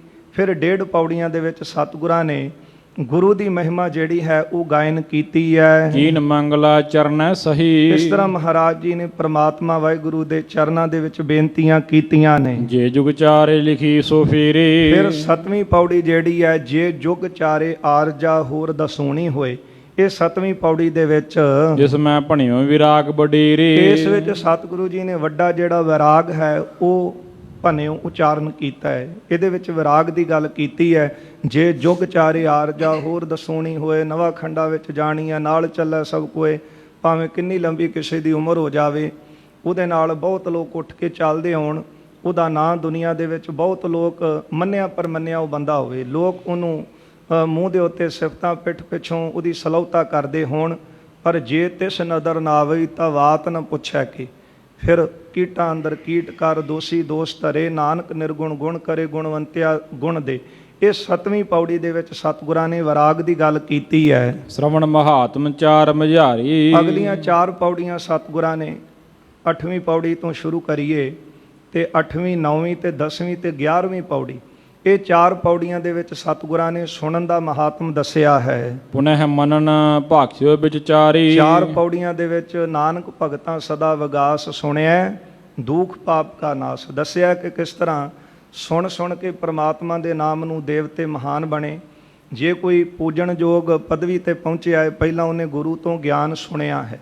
ਫਿਰ ਗੁਰਦੇਵ ਕਹਿੰਦੇ ਨੇ ਨਾਨਕ ਭਗਤਾਂ ਸਦਾ ਵਿਗਾਸ, ਭਗਤਾਂ ਦੇ ਅੰਦਰ ਸਦਾ ਖੇੜਾ ਰਹਿੰਦਾ ਹੈ। ਸੁਣਿਆ ਦੁਖ ਪਾਪ ਕਾ ਨਾਸ, ਪ੍ਰਮਾਤਮਾ ਦਾ ਨਾਮ ਸੁਣਿਆ ਦੁੱਖ ਨਾਸ ਹੋ ਜਾਂਦੇ ਨੇ। 4 ਪੌੜੀਆਂ ਸੁਣਨ ਦਾ ਮਹਾਤਮ ਦੱਸਿਆ ਹੈ। ਪੁਨਹ ਮਨਨ ਭਾਖਿਓ ਵਿਚਾਰੀ। ਫਿਰ ਅਗਲੀਆਂ ਪੌੜੀਆਂ 12 ਤੋਂ ਲੈ ਕੇ 12, 13 ਤੇ 14, 15, ਇਹ 4 ਪੌੜੀਆਂ ਦੇ ਵਿੱਚ ਸਤਿਗੁਰੂ ਜੀ ਨੇ ਮੰਨਣ ਦੀ ਗੱਲ ਕੀਤੀ ਹੈ। ਪੁਨਹ ਮੰਨਨ ਭਾਖਿਓ ਵਿਚਾਰੀ, 4 ਪੌੜੀਆਂ ਦੇ ਵਿੱਚ ਮੰਨਣ ਦਾ ਜ਼ਿਕਰ ਕੀਤਾ ਹੈ। ਨਿਧ ਆਸਨ ਪੰਚੇ ਪਰਵਾਨ। ਉਹਨਾਂ 4 ਪੌੜੀਆਂ ਨੂੰ ਆਪਾਂ ਪੜ੍ਹਦੇ ਹਾਂ। ਮੰਨੇ ਕੀ ਗਤ ਕਹੀ ਨਾ ਜਾਏ, ਕਿ ਮੰਨਣ ਵਾਲੇ ਕਿੰਨੇ ਮਹਾਨ ਬਣ ਗਏ। ਪਹਿਲਾਂ ਗੱਲ ਬਣਦੀ ਹੈ ਸੁਣਨ ਦੇ ਨਾਲ, ਹੌਲੀ ਹੌਲੀ ਅਭਿਆਸ ਬਣਦਾ ਹੈ। ਪਹਿਲਾਂ ਮਨ ਵਿੱਚ ਵਿਰਾਗ ਪੈਦਾ ਹੁੰਦਾ ਹੈ। ਵਿਰਾਗੀ ਮਨ ਹੀ ਤਾਂ ਗੁਰੂ ਦੀ ਗੱਲ ਸੁਣਨ ਵਾਸਤੇ ਤਿਆਰ ਹੁੰਦਾ ਹੈ। ਸੁਣ ਕੇ ਫਿਰ ਮੰਨਦਾ ਹੈ। ਮੰਨਣ ਤੋਂ ਬਾਅਦ 5 ਪ੍ਰਵਾਨ ਵਾਲੀ ਪੌੜੀ ਨਿਧਿਆਸਨ ਵਾਲੀ।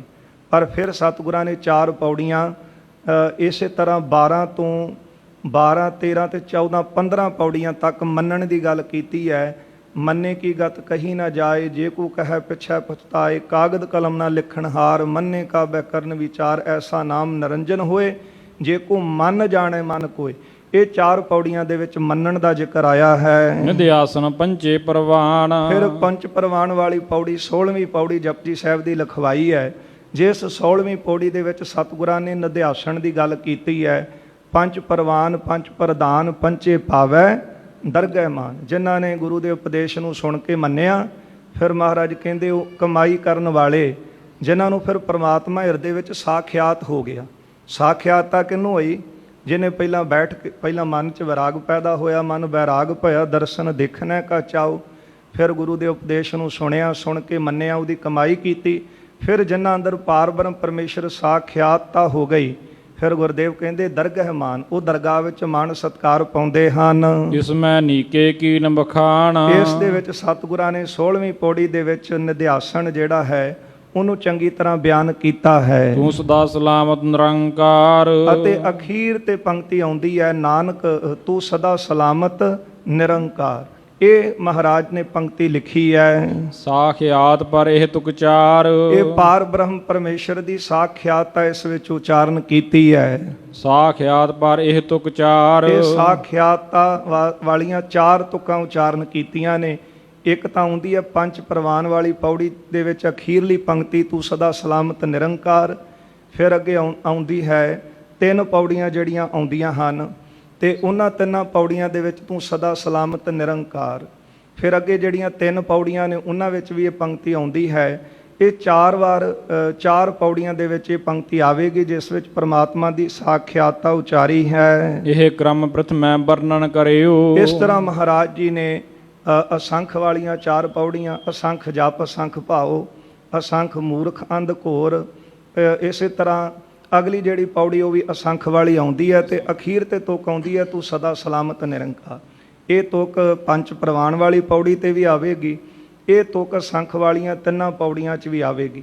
ਉਹਦੇ ਵਿੱਚ ਪ੍ਰਮਾਤਮਾ ਵਾਹਿਗੁਰੂ ਦੀ ਸਾਖਿਆਤਾ ਬਿਆਨ ਕੀਤੀ ਹੈ। ਜਪ ਅਰਵੇਦ ਅਰਥ ਇਕ ਧਰਿਓ। ਫਿਰ ਮਹਾਰਾਜ ਜੀ ਨੇ ਜਪਜੀ ਸਾਹਿਬ ਦੇ ਵਿੱਚ ਇਹ ਅਰਥ ਰੱਖੇ ਹਨ। ਬ੍ਰਹਮ ਜਾਣਬੇ ਕੇ ਇਹ ਨਾਮੂ। ਤੇ ਇਹ ਜਪ ਦਾ ਅਰਥ ਹੀ ਹੈ, ਇੰਜ ਕਹਿ ਲਓ ਕਿ ਪਹਿਲੀ ਬਾਣੀ ਮੰਗਲ ਰੂਪ ਦੇ ਵਿੱਚ ਉਚਾਰੀ ਹੈ ਤੇ ਫਿਰ ਪੜਿਓ ਪੰਕਤੀ। ਬ੍ਰਹਮ ਜਾਣਬੇ ਕੇ ਇਹ ਨਾਮੂ। ਇਹ ਜਿਹੜਾ ਨਾਮ ਹੈ ਜਪ, ਇਹ ਬ੍ਰਹਮ ਨੂੰ ਜਾਣਨ ਦਾ ਇਹ ਨਾਮ ਹੈ, ਕਿਉਂਕਿ ਜਾਪ ਦੇ ਨਾਲ ਹੀ ਬ੍ਰਹਮ ਨੂੰ ਜਾਣਿਆ ਜਾਂਦਾ ਹੈ। ਜਿੰਨੇ ਵੀ ਜਾਣਿਆ, ਇੱਥੇ ਕਵੀ ਜੀ ਨੇ ਵੈਸੇ ਜ਼ਿਕਰ ਵੇਦ ਦਾ ਵੀ ਕੀਤਾ, ਕਹਿੰਦੇ ਜਿਸ ਤਰ੍ਹਾਂ ਬ੍ਰਹਮਾ ਨੇ ਬ੍ਰਹਮ ਨੂੰ ਜਾਣਿਆ ਤੇ ਫਿਰ ਵੇਦ ਉਚਾਰੇ, ਯਾਨੀ ਕਿ ਉਹਦੇ ਵਿੱਚ ਬ੍ਰਹਮ ਦੀ ਗੱਲ ਕੀਤੀ ਗਈ। ਪਰ ਇੱਥੇ ਗੁਰੂ ਨਾਨਕ ਸਾਹਿਬ ਸੱਚੇ ਪਾਤਸ਼ਾਹ ਜੀ ਨੇ ਜਪ ਬਾਣੀ ਦਾ ਨਾਮ ਰੱਖਿਆ ਹੈ ਤੇ ਇਹ ਬਾਣੀ ਦੁਆਰਾ ਬ੍ਰਹਮ ਗਿਆਨ ਦੀ ਪ੍ਰਾਪਤੀ ਹੁੰਦੀ ਹੈ। ਬ੍ਰਹਮ ਕੌਣ? ਪਰਮੇਸ਼ਰ ਅਕਾਲ ਪੁਰਖ, ਜਿਹੜਾ ਘਟਾਂ ਘਟਾਂ ਦੇ ਵਿੱਚ ਤੂੰ ਸਦਾ ਸਲਾਮਤ ਨਿਰੰਕਾਰ। ਇਉਂ ਬ੍ਰਹਮ ਨੂੰ ਜਾਣਨ ਦਾ ਨਾਮ ਹੀ ਹੈ ਜਿਹੜਾ ਜਪ ਨਾਮ ਹੈ। ਦੋਨੋਂ ਪਦ ਸੰਸਰ ਅਬਿਰਾਮੋ। ਇਸ ਦੋਨਾਂ ਪਦਾਂ ਦੇ ਜਿਹੜੇ ਅਰਥ ਇੱਕ ਹਨ। ਯਾਤੇ ਪ੍ਰਥਮ ਨਾਮ ਜਪ ਰਾਖਿਓ। ਇਸ ਲਈ ਗੁਰੂ ਨਾਨਕ ਸਾਹਿਬ ਜੀ ਨੇ ਬਾਣੀ ਦਾ ਨਾਮ, ਜਾਂ ਗੁਰੂ ਅਰਜਨ ਦੇਵ ਸਾਹਿਬ ਜੀ ਨੇ ਇੱਥੇ ਪਹਿਲਾਂ ਜਿਹੜੀ ਬਾਣੀ ਹੈ ਉਹ ਜਪ ਰੱਖੀ ਹੈ। ਸਭ ਗੁਰਬਾਣੀ ਕੋ ਇਹ ਭਾਖਿਓ। ਸਾਰੀ ਗੁਰਬਾਣੀ ਜਿਹੜੀ ਇਸ ਤਰ੍ਹਾਂ ਸਤਿਗੁਰਾਂ ਨੇ ਉਚਾਰੀ ਹੈ। ਕਹਿ ਕਹਿਓ ਮਹਾਤਮ ਬਾਣੀ। ਇੱਥੋਂ ਤੱਕ ਕਹਿੰਦੇ ਹਨ ਭਾਈ ਸੰਤੋਖ ਸਿੰਘ ਕਿ ਮੈਂ ਜਪਜੀ ਸਾਹਿਬ ਦੀ ਬਾਣੀ ਦਾ ਮਹਾਤਮ ਤੁਹਾਨੂੰ ਦੱਸਾਂ।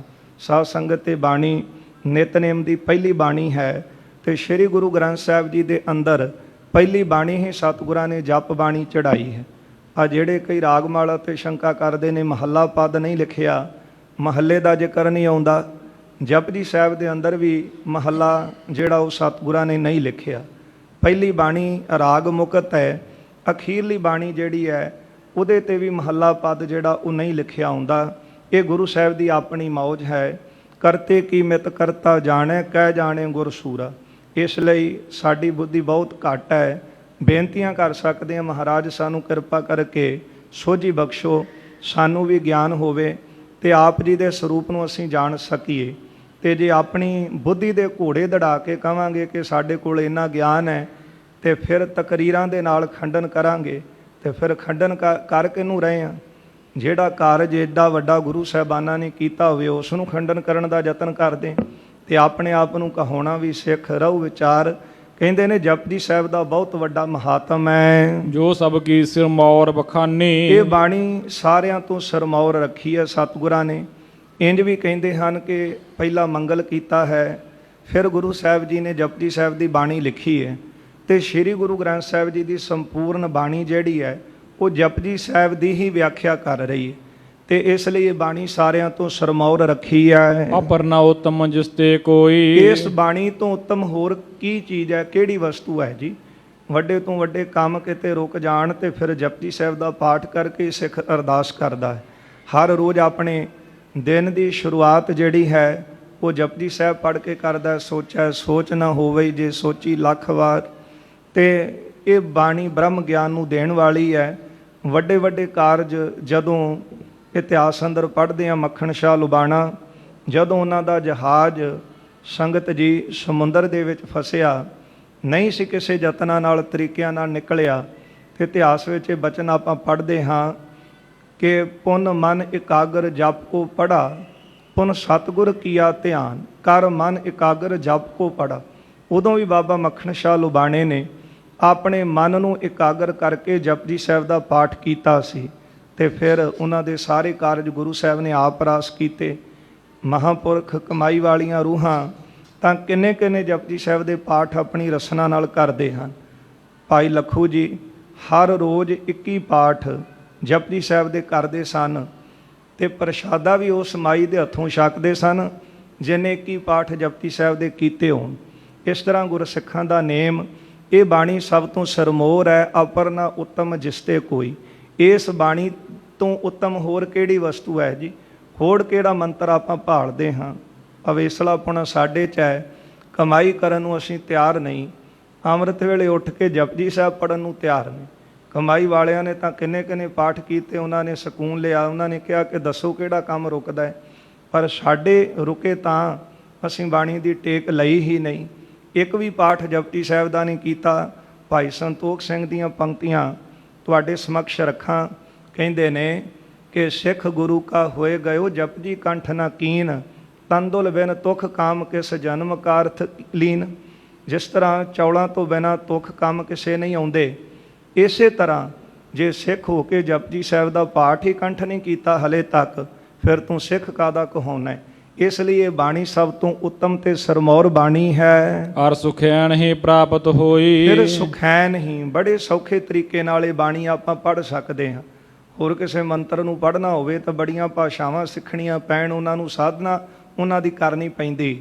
ਪਰ ਗੁਰੂ ਨਾਨਕ ਸਾਹਿਬ ਜੀ ਨੇ ਸਾਡੇ ਤੇ ਤਰਸ ਕੀਤਾ, ਇਹ ਜਪਜੀ ਸਾਹਿਬ ਦੀ ਬਾਣੀ ਸਾਨੂੰ ਬਖਸ਼ਿਸ਼ ਕੀਤੀ ਹੈ। ਪ੍ਰਥਮ ਰਾਗ ਸ੍ਰੀ ਰਾਗ ਲਿਖਾਵਾ। ਫਿਰ ਜਪਜੀ ਸਾਹਿਬ ਪੂਰਾ ਲਿਖਵਾ ਕੇ, ਸ਼ਲੋਕ ਲਿਖਵਾ ਕੇ, ਤੇ ਫਿਰ ਮਹਾਰਾਜ ਜੀ ਨੇ ਜਿਹੜੀਆਂ ਪਹਿਲੀਆਂ ਕੁਝ ਸ਼ਬਦ ਹਨ ਉਹ ਆਪਾਂ ਨੂੰ ਲਿਖੇ ਮਿਲਦੇ ਨੇ ਕੀਰਤਨ ਸੋਹਲੇ ਦੀ ਬਾਣੀ ਤੱਕ। ਫਿਰ ਸਤਿਗੁਰੂ ਜੀ ਨੇ ਪ੍ਰਥਮ ਰਾਗ ਸ਼੍ਰੀ ਰਾਗ ਲਿਖਾਵਾ। ਪਹਿਲਾ ਰਾਗ ਗੁਰੂ ਗ੍ਰੰਥ ਸਾਹਿਬ ਜੀ ਦੇ ਵਿੱਚ ਉਹ ਸ਼੍ਰੀ ਰਾਗ ਲਿਖਿਆ ਹੈ।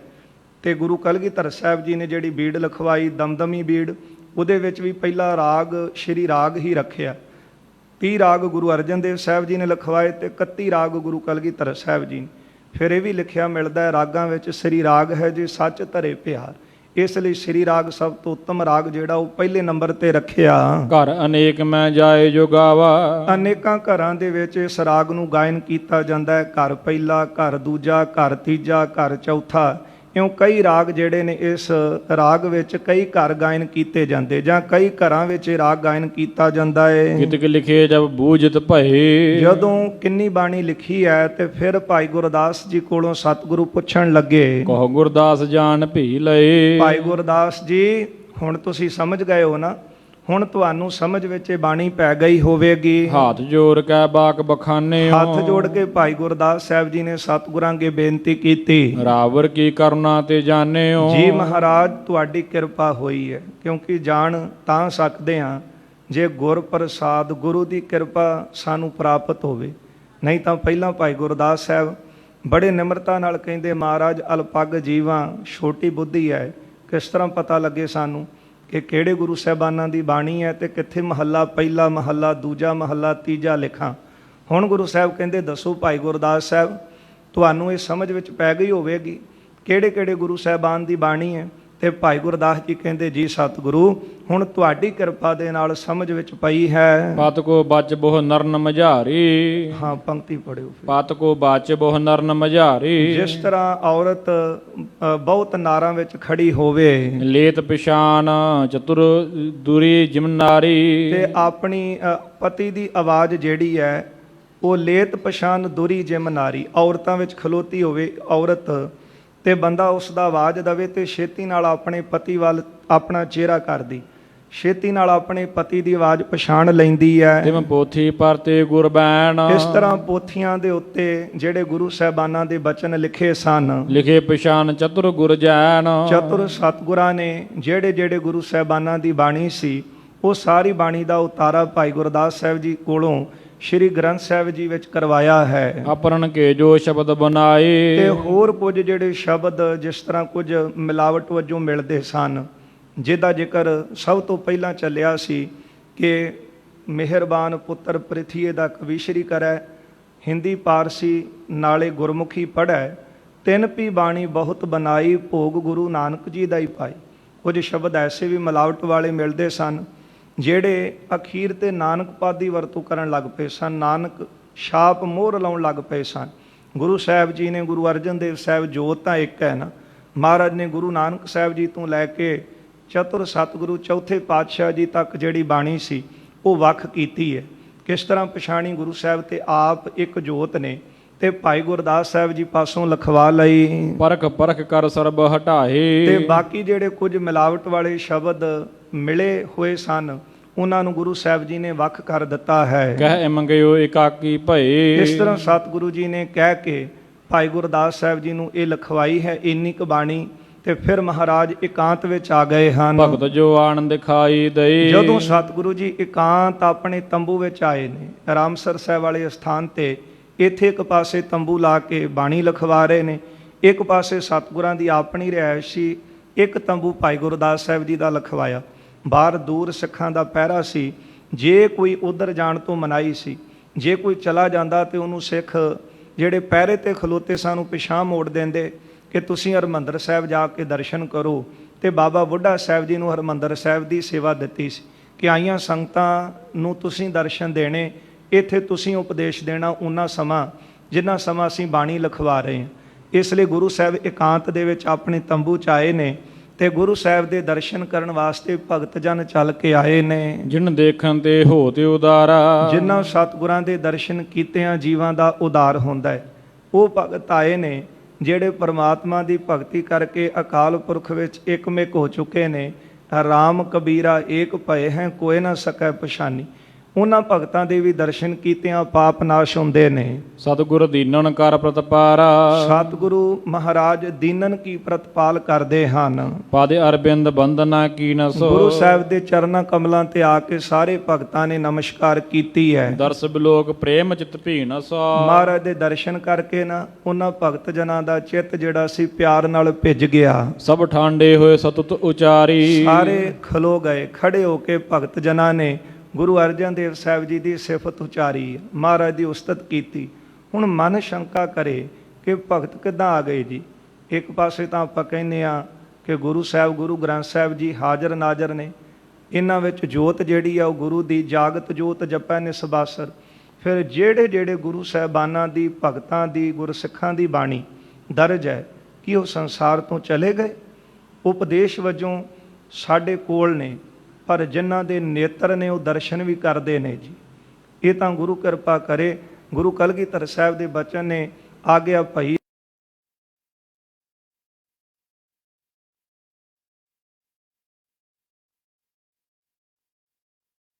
ਕੋ ਮਿਲੇ ਉਹ ਚਾਹੈ ਖੋਜ ਸ਼ਬਦ ਮੈਲੇ। ਜਦੋਂ ਸ਼ਬਦ ਨਾਲ ਹਿਰਦੇ ਤੋਂ ਪ੍ਰੇਮ ਬਣ ਜਾਂਦਾ ਹੈ ਨਾ, ਭਗਤ ਧੰਨੇ ਨੇ ਰੱਬ ਦੀ ਪ੍ਰਾਪਤੀ ਕਿੱਥੋਂ ਕਰ ਲਈ। ਉਹਨਾਂ ਦੇ ਪ੍ਰੇਮ ਨਹੀਂ ਭੋਲਾ ਭਾਉ ਗੋਬਿੰਦ ਮਿਲਾਵੇ। ਭਗਤੀ ਕਰਕੇ ਅਕਾਲ ਪੁਰਖ ਨੂੰ ਯਾਦ ਕਰਦਿਆਂ ਕਰਦਿਆਂ ਪ੍ਰਤੱਖ ਦੀਦਾਰ ਕੀਤੇ। ਇਹ ਤਾਂ ਬਚਨ ਸਤਿਗੁਰਾਂ ਨੇ ਲਿਖ ਕੇ ਦਿੱਤੇ ਨੇ ਨਾ, ਮਿਲੇ ਪ੍ਰਤੱਖ ਗੁਸਾਈਆਂ ਧੰਨਾ ਵੱਡ ਪੱਗ। ਪ੍ਰਤੱਖ ਦਰਸ਼ਨ ਉਹਨਾਂ ਨੂੰ ਹੋਏ ਪਾਰ ਬ੍ਰਹਮ ਪਰਮੇਸ਼ਰ ਦੇ। ਫਿਰ ਗੁਰੂ ਸਾਹਿਬ ਤਾਂ ਪ੍ਰਤੱਖ ਹਰ ਨੇ। ਫਿਰ ਜਨ ਪਰਉਪਕਾਰੀ ਆਏ ਕਿ ਉਹ ਚਲੇ ਤਾਂ ਨਹੀਂ ਗਏ, ਉਹ ਤਾਂ ਹਾਜ਼ਰ ਨਾਜ਼ਰ ਨੇ ਜੀ। ਜਿੱਥੇ ਯਾਦ ਕਰੀਏ ਉੱਥੇ ਨੇੜੇ ਹਾਜ਼ਰ ਦਿਸਦੇ ਉਹਨਾਂ ਨੂੰ ਜਿਨ੍ਹਾਂ ਦੀ ਦੇਖਣ ਵਾਲੀ ਅੱਖ ਹੈ। ਗੁਰੂ ਅਰਜਨ ਦੇਵ ਸਾਹਿਬ ਮਹਾਰਾਜ ਦੇ ਕੋਲ ਆਏ, ਚਰਨਾਂ ਤੇ ਨਮਸਕਾਰ ਕੀਤੀ। ਭਗਤਾਂ ਦਾ ਚਿੱਤ ਜਿਹੜਾ ਸੀ ਪਿਆਰ ਨਾਲ ਭਿੱਜ ਗਿਆ। ਹੁਣ ਪਿਆਰ ਵਿੱਚ ਭਿੱਜਾ ਚਿੱਤ ਜਿਹੜਾ ਸੀ, ਹਿਰਦਾ ਜਿਹੜਾ ਸੀ, ਉਹ ਪਾਰ ਬ੍ਰਹਮ ਪਰਮੇਸ਼ਰ ਗੁਰ ਅਰਜਨ ਪ੍ਰਤੱਖ ਹਰ ਹਰੀ ਅਕਾਲ ਪੁਰਖ ਦੀ ਮੂਰਤ ਗੁਰੂ ਅਰਜਨ ਦੇਵ ਸਾਹਿਬ ਦੀ ਸਿਫਤ ਗਾਉਣ ਲੱਗੇ ਨੇ। ਪਾਰ ਬ੍ਰਹਮ ਤੁਮ ਨਰ ਤਨ ਧਾਰੀ, ਕਹਿੰਦੇ ਨੇ ਪਾਰ ਬ੍ਰਹਮ ਨਰ ਤਨ ਤੁਮ ਧਾਰੀ। ਇਹ ਪਾਰ ਬ੍ਰਹਮ ਪਰਮੇਸ਼ਰ ਜੀ ਗੁਰੂ ਅਰਜਨ ਦੇਵ ਸਾਹਿਬ। ਇਹ ਤਾਂ ਭੱਟ ਜੀਆਂ ਨੇ ਲਿਖ ਕੇ ਦਿੱਤਾ ਹੈ ਨਾ ਕਿ ਮਾਨੁ ਕਾ ਕਰ ਰੂਪ ਨਾ ਜਾਣ। ਇਹ ਮਨੁੱਖ ਕੱਲਾ ਸਰੀਰ, ਮਨੁੱਖਾ ਸਰੀਰ ਹੀ ਨਾ ਗੁਰੂ ਨੂੰ ਜਾਣ। ਇਹ ਤਾਂ ਗੁਰੂ ਜੋਤ ਹੈ, ਜੋਤ ਰੂਪ ਹਰ ਆਪ ਗੁਰੂ ਨਾਨਕ ਕਹਾਇਓ। ਫਿਰ ਭਗਤ ਜਨਾਂ ਨੇ ਇਉਂ ਸਿਫਤ ਕੀਤੀ ਹੈ, ਪਾਰ ਬ੍ਰਹਮ ਪਰਮੇਸ਼ਰ ਜੀ ਤੁਮ ਨਰ ਤਨ ਧਾਰੀ। ਜਿਹੜੇ ਹੁਣ ਜਾਣਦੇ ਨੇ ਨਾ, ਕੋਲ ਰਹਿਣ ਵਾਲੇ, ਹੁਣ ਤਮਾਸ਼ਾ ਕਰਨ ਵਾਲਾ ਕਈ ਤਰ੍ਹਾਂ ਦੇ ਤਮਾਸ਼ੇ ਦਿਖਾਵੇਗਾ, ਪਰ ਨਿਕਟਵਰਤੀ ਜਾਣਦੇ ਨੇ ਕੇਵਲ ਪੁਸ਼ਾਕ ਪਾਈ ਹੈ ਬੰਦਾ ਉਹ ਹੀ ਹੈ ਜਿਹਦੇ ਨਾਲ ਅਸੀਂ ਆਏ ਹਾਂ। ਜਿਹੜੇ ਭਗਤੀ ਕਰਨ ਵਾਲੇ ਨੇ ਉਹ ਜਾਣਦੇ ਨੇ ਅਕਾਲ ਪੁਰਖ ਮਨੁੱਖਾਂ ਦੇ ਹੀ ਲੈ ਕੇ ਸੰਸਾਰ ਤੇ ਜੀਵਾਂ ਦੇ ਉਧਾਰ ਵਾਸਤੇ ਆਏ। ਪਰ ਜਿਹੜੇ ਨਹੀਂ ਜਾਣਦੇ ਸੀ ਉਹ ਅੱਜ ਵੀ ਕਹਿ ਰਹੇ ਨੇ ਕਿ ਆਮ ਮਨੁੱਖ ਹੀ ਹਨ ਜੀ, ਉਹ ਗਿਆਨ ਪੁਰਾਣਾ ਸੀ, ਹੁਣ ਨਵਾਂ ਗਿਆਨ ਦੀ ਲੋੜ ਹੈ। ਪਰ ਮਹਾਰਾਜ ਦੇ ਪਾਵਨ ਬਚਨ ਪੜ੍ਹਦੇ ਹਾਂ ਕਿ ਗੁਰੂ ਦਾ ਗਿਆਨ ਕਦੇ ਪੁਰਾਣਾ ਨਹੀਂ ਹੁੰਦਾ, ਉਹ ਤਾਂ ਸਦੀਵ ਕਾਲ ਰਹਿਣ ਵਾਲਾ ਹੈ। ਕਿਉਂਕਿ ਗੁਰੂ ਗ੍ਰੰਥ ਸਾਹਿਬ ਜੀ ਦੀ ਬਾਣੀ, ਗੁਰੂ ਦਾ ਉਪਦੇਸ਼, ਗੁਰੂ ਦੇ ਬਚਨ ਇਹ ਜੁਗੋ ਜੁਗ ਅਟਲ ਨੇ। ਧੁਰ ਕੀ ਬਾਣੀ ਆਈ ਤਿਨ ਸਗਲੀ ਚਿੰਤ ਮਿਟਾਈ। ਕਦੇ ਧਰਤੀ ਵੀ ਪੁਰਾਣੀ ਹੋਈ, ਕਦੇ ਕਹਾਂਗੇ ਅਸਮਾਨ ਥੱਲੇ ਰਹਿ ਰਹੇ ਹਾਂ ਪੁਰਾਣਾ ਹੋ ਗਿਆ ਤੇ ਬਦਲ ਦਈਏ। ਕਦੇ ਨਹੀਂ ਕੋਈ ਕਹਿੰਦਾ ਹਵਾ ਪੁਰਾਣੀ ਖਾਂਦਿਆਂ ਇੰਨੇ ਸਾਲ ਹੋ ਗਏ, ਹੁਣ ਨਵਾਂ ਜ਼ਮਾਨਾ ਹੈ ਹਵਾ ਬਦਲ ਦਈਏ। ਖੂਨ ਦਾ ਸਰਕਲ ਉਹੀ ਚੱਲ ਰਿਹਾ ਹੈ। ਕੋਈ ਨਹੀਂ ਕਹਿੰਦਾ ਹੁਣ ਨਵੀਂ ਚੀਜ਼ ਤਬਦੀਲੀ ਲਿਆਈਏ ਸਰੀਰ ਵਿੱਚ। ਤਬਦੀਲੀਆਂ ਕੇਵਲ ਬਾਹਰ ਮੁਖੀ ਚੀਜ਼ਾਂ ਦੀ ਆਉਂਦੀਆਂ ਨੇ, ਜਿਹੜੀਆਂ ਕੁਦਰਤ ਦੀਆਂ ਚੀਜ਼ਾਂ ਹਨ ਉਹਦੇ ਵਿੱਚ ਤਬਦੀਲੀ ਨਹੀਂ ਹੁੰਦੀ। ਇਸੇ ਤਰ੍ਹਾਂ ਜਿਹੜੀ ਪਰਮੇਸ਼ਰ ਵਾਹਿਗੁਰੂ ਅਕਾਲ ਪੁਰਖ ਦੀ ਬਣਾਈ ਹੋਈ ਵਸਤੂ ਹੈ, ਕੀ ਬੰਦਾ ਉਹਦੇ ਵਿੱਚ ਤਬਦੀਲੀ ਲਿਆਵੇਗਾ ਜੀ। ਯਤਨ ਕਈ ਕਰਦੇ ਨੇ, ਫਿਰ ਬਾਅਦ ਵਿੱਚ ਮੂੰਹ ਦੀ ਖਾਣੀ ਪੈਂਦੀ ਰਹੂ ਵਿਚਾਰ। ਭਗਤ ਜਨਾਂ ਨੇ ਉਸਤਤ ਕੀਤੀ ਹੈ ਗੁਰੂ ਅਰਜਨ ਦੇਵ ਸਾਹਿਬ ਜੀ ਦੀ। ਪਾਰ ਬ੍ਰਹਮ ਤੁਮ ਨਰ ਤਨ ਧਾਰੀ। ਅਸੀਂ ਪਛਾਣਦੇ ਹਾਂ ਤੁਸੀਂ ਪਾਰ ਬ੍ਰਹਮ ਪਰਮੇਸ਼ਰ ਹੋ, ਤੁਸੀਂ ਜੀਵਾਂ ਦਾ ਉਧਾਰ ਕਰਨ ਵਾਸਤੇ ਮਨੁੱਖਾ ਦੇਹੀ ਲੈ ਕੇ ਸੰਸਾਰ ਚ ਆਏ ਹੋ। ਘੋਰ ਜਾਣ ਕਲਯੁਗ ਕੋ ਕਾਲਾ, ਇਹ ਘੋਰ ਕਲਯੁਗ ਦਾ ਜਿਹੜਾ ਭਿਆਨਕ ਸਮਾਂ ਸੀ ਜਾਣ ਕੇ ਆਪ ਅਵਤਰੇ ਪ੍ਰਭੂ ਕਿਰਪਾਲਾ। ਤੇ ਆਪ ਅਵਤਰੇ ਪ੍ਰਭੂ ਕਿਰਪਾਲਾ, ਕਿਰਪਾਲੂ ਪ੍ਰਮਾਤਮਾ ਜੀ ਜਦੋਂ ਦੇਖਿਆ ਘੋਰ ਕਲਯੁਗ ਦਾ ਭਿਆਨਕ ਸਮਾਂ ਹੈ, ਇੰਨਾ ਭਿਆਨਕ ਸਮਾਂ ਜਦ ਦੇਖਿਆ, ਫਿਰ ਧਰਤੀ ਨੂੰ ਕਿਹਾ ਸੀ ਕਿ ਹੋਰ ਅਵਤਾਰੀ ਪੁਰਖ ਭੇਜ ਦਈਏ। ਤੇ ਫਿਰ ਧਰਤੀ ਨੇ ਵੀ ਬੇਨਤੀ ਕੀਤੀ, ਮਹਾਰਾਜ ਨਹੀਂ, ਹੁਣ ਤੁਸੀਂ ਕਿਰਪਾ ਕਰਕੇ ਚਰਨ ਪਾਓ। ਕਲਮਲ ਹੋਈ ਮੇਦਨੀ ਅਰਦਾਸ ਕਰੇ ਲਵਲਾਏ, ਸੱਚਾ ਸੁਣਿਆ ਕੰਨ ਦੇ ਧੀਰਕ ਦੇਵੈ ਸਹਿਜ ਸੁਭਾਏ। ਧਰਤੀ ਨੂੰ ਧੀਰਜ ਦਿੱਤਾ। ਇਹਦੀ ਬੇਨਤੀ ਨੂੰ ਸੁਣ ਕੇ, ਭਗਤਾਂ ਦੀ ਬੇਨਤੀ ਨੂੰ, ਸੰਤਾਂ ਸਾਧੂਆਂ ਦੀ ਬੇਨਤੀ ਨੂੰ ਸੁਣ ਕੇ ਉਹ ਪ੍ਰਭੂ ਆਪ ਕਲਯੁਗ ਦੇ ਸਮੇਂ ਅੰਦਰ ਅਵਤਾਰ ਧਾਰ ਕੇ ਆਏ ਹੋਂ। ਭਗਤ ਵਸ਼ਲ ਬਸ ਪ੍ਰੇਮ ਗੁਸਾਈ। ਐ ਮਾਲਕ ਜੀ, ਪ੍ਰਭੂ ਜੀ ਤੁਸੀਂ ਭਗਤ ਵਸ਼ਲ ਹੋ। ਵਸ਼ਲ ਨਾਮ ਪ੍ਰੇਮ ਦਾ ਹੈ। ਭਗਤਾਂ ਦੇ ਤੁਸੀਂ ਵਸ਼ਲ, ਭਗਤਾਂ ਨੂੰ ਪ੍ਰੇਮ ਕਰਨ ਵਾਲੇ ਹੋ ਤੇ ਪ੍ਰੇਮ ਦੇ ਅਧੀਨ ਹੋ। ਸ੍ਰੀ ਅਰਜਨ ਪੰਚਮ ਤਨ ਪਾਈ। ਆਪ ਜੀ ਗੁਰੂ ਅਰਜਨ ਦੇਵ ਸਾਹਿਬ ਜੀ ਤੁਸੀਂ ਹੁਣ ਪੰਜਵਾਂ ਸਰੀਰ ਧਾਰਿਆ ਹੈ। ਭੁਜੰਗ ਛੰਦ ਮਹਾਰਾਜ ਰਾਜਾਨ ਰਾਜਾ। ਐ ਮਹਾਰਾਜ ਰਾਜਾਨ ਰਾਜਾ ਬਿਰਾਜੂ। ਐ ਮਹਾਰਾਜ ਤੁਸੀਂ ਰਾਜਿਆਂ ਦੇ ਵੀ ਰਾਜੇ ਹੋ ਕੇ ਬਿਰਾਜਮਾਨ ਹੋ ਰਹੇ ਹੋ। ਸਭੈ ਲੋਕ ਜਾਚੈ ਸੋ ਦਾਤਾ ਸਮਾਜੋ। ਕਿਹੜਾ ਮਹਾਰਾਜ ਤੁਹਾਡੇ ਵਰਗਾ ਰਾਜਾ? ਗੁਰੂ ਕਾਲ ਸਮੇਂ ਬੜੇ ਰਾਜੇ ਹੋਏ, ਪਰ ਅੱਜ ਉਹਨਾਂ ਰਾਜਿਆਂ ਦੀਆਂ ਗੱਦੀਆਂ ਕਿੱਥੇ ਨੇ ਜੀ? ਅੱਜ ਉਹਨਾਂ ਰਾਜਿਆਂ ਦੇ ਸਿੰਘਾਸਨ ਕਿੱਥੇ ਨੇ? ਜਿਨ੍ਹਾਂ ਰਾਜਿਆਂ ਦੇ ਸਿਰ ਦੇ ਉੱਤੇ ਚੌਰ ਝੁਲਦੇ ਸੀ, ਛਤਰ ਝੁਲਦੇ ਸਨ, ਅੱਜ ਕੋਈ ਉਹ ਰਾਜਿਆਂ ਦੀ ਕਬਰ ਦੇ ਉੱਤੇ ਦੀਵਾ ਬਾਲਣ ਵਾਲਾ ਨਹੀਂ ਦਿਸਦਾ। ਪਰ ਗੁਰੂ ਨਾਨਕ ਸਾਹਿਬ ਸੱਚੇ ਪਾਤਸ਼ਾਹ ਮਹਾਰਾਜ, ਤੁਮ ਹੋ ਸਭ ਰਾਜਨ ਕੇ ਰਾਜਾ। ਇਹ ਭੂਪਤ ਸਭ ਦਿਵਸ ਚਾਰ ਕੇ ਝੂਠੇ ਕਰਤ ਦਿਵਾਜਾ, ਕੋ ਹਰ ਸਮਾਨ ਨਹੀਂ ਰਾਜਾ। ਸਤਿਗੁਰੂ ਤੁਹਾਡੇ ਵਰਗਾ ਰਾਜਾ ਕੌਣ ਹੈ? ਤੁਸੀਂ ਰਾਜਿਆਂ ਦੇ ਰਾਜੇ ਹੋ ਤੇ ਅੱਜ ਵੀ ਬਿਰਾਜਮਾਨ ਹੋ। ਅੱਜ ਵੀ ਗੁਰੂ ਨਾਨਕ ਸਾਹਿਬ ਜੀ ਦਾ ਸਿੰਘਾਸਨ ਉਸੇ ਤਰ੍ਹਾਂ ਸਜਿਆ ਹੋਇਆ। ਗੁਰੂ ਅਰਜਨ ਦੇਵ ਸਾਹਿਬ ਮਹਾਰਾਜਾ ਜੀ ਵੀ ਸਿੰਘਾਸਨ ਤੇ ਬਿਰਾਜਮਾਨ। ਗੁਰੂ ਤੇਗ ਬਹਾਦਰ ਸਾਹਿਬ ਕੌਣ ਹੈ ਜਿਹੜਾ ਸਤਿਗੁਰਾਂ ਨੂੰ ਖਤਮ ਕਰ ਸਕਿਆ? ਗੁਰੂ ਤੇਗ ਬਹਾਦਰ ਸਾਹਿਬ ਜੀ ਦੇ ਸੀਸ ਤੇ ਤਾਂ ਅੱਜ ਵੀ ਚੌਰ ਹੋ ਰਹੇ, ਮਹਾਰਾਜ ਦੇ ਸਿਰ ਤੇ ਚੰਦੋਏ ਝੁੱਲ ਰਹੇ, ਸੰਗਤਾਂ ਨਤਮਸਤਕ ਹੋ ਰਹੀਆਂ। ਜਿਸ ਤਰ੍ਹਾਂ ਗੁਰੂ ਤੇਗ ਬਹਾਦਰ ਸਾਹਿਬ ਮਹਾਰਾਜ ਉਦੋਂ ਬਖਸ਼ਿਸ਼ਾਂ ਵਰਤਾ ਰਹੇ ਸੀ, ਅੱਜ ਵੀ ਤੇਗ ਬਹਾਦਰ ਸਿਮਰਿਆ ਘਰ ਨੌ ਨਿਧ ਆਵੈ ਧਾਏ, ਸਭ ਥਾਈਂ ਹੋਏ ਸਹਾਏ। ਭਗਤ ਜੀ ਕਹਿੰਦੇ, ਸਾਰਿਆਂ ਨੇ ਉਸਤਤ ਕੀਤੀ, ਕਹਿਣ ਲੱਗੇ ਮਹਾਰਾਜ ਰਾਜਾਨ ਰਾਜਾ ਬਿਰਾਜੋ। ਤੁਸੀਂ ਮਹਾਰਾਜ ਰਾਜਿਆਂ ਦੇ ਰਾਜੇ ਹੋ ਤੇ ਵੱਡੇ ਰਾਜੇ ਹੋ ਕੇ ਬਿਰਾਜ ਰਹੇ ਹੋ। ਸਭੈ ਲੋਕ ਜਾਚੈ ਸੋ ਦਾਤਾ ਸਮਾਜੋ। ਸਾਰੇ ਲੋਕ ਤੁਹਾਡੇ ਦਰ ਦੇ ਭਿਖਾਰੀ ਨੇ, ਤੁਸੀਂ ਮਹਾਰਾਜ ਦਾਤੇ ਹੋ। ਸਾਰਾ ਸੰਸਾਰ ਤੁਹਾਡੇ ਦਰ ਦਾ ਮੰਗਤਾ ਹੈ। ਜਾਚਕ ਅਨੇਕ ਸੋ ਏਕ ਦਵਈਆ। ਅਨੇਕਾਂ ਮੰਗਤੇ ਤੁਹਾਡੇ ਦਰ ਤੇ ਮੰਗਤੇ ਬਣ ਕੇ ਝੋਲੀਆਂ ਅੱਡ ਕੇ ਮੰਗਦੇ ਨੇ, ਪਰ ਸਾਰੇ ਸੰਸਾਰ ਨੂੰ ਦਾਤਾਂ ਦੇਣ ਵਾਲੇ ਤੁਸੀਂ ਹੋ। ਕਲੀ ਕਾਲ ਮੈਂ ਨਾਮ ਕੋ ਦਾਨ ਦੈ ਹੋ। ਆਪ ਜੀ ਕਲਯੁਗ ਦੇ ਸਮੇਂ ਅੰਦਰ ਆਪਣੇ ਪਿਆਰਿਆਂ ਨੂੰ ਨਾਮ ਦਾ ਦਾਨ ਦੇਨੇ ਹੋ। ਅਨੇਕਾਂ ਦਾਸਾਨ ਕੋ ਤਾਰ ਲੈ ਹੋ। ਫਿਰ ਨਾਮ ਦਾ ਦਾਨ ਦੇ ਕੇ ਅਨੇਕਾਂ ਦਾਸਾਂ ਦਾ ਕਲਿਆਣ ਕਰਦੇ ਹੋ। ਕਿੰਨਾ ਦਾ ਕਲਿਆਣ ਹੁੰਦਾ ਹੈ? ਜਿਹਦੇ ਉੱਤੇ ਤੁਸੀਂ ਕਿਰਪਾਲੂ ਹੋ ਜਾਂਦੇ ਹੋ ਨਾ, ਬਹੁਤੀ ਕਿਰਪਾ ਕਰਦੇ ਹੋ ਤੇ ਫਿਰ ਉਹਦੀ ਝੋਲੀ ਨਾਮ ਦੇ ਨਾਲ ਭਰ ਦਿੰਦੇ।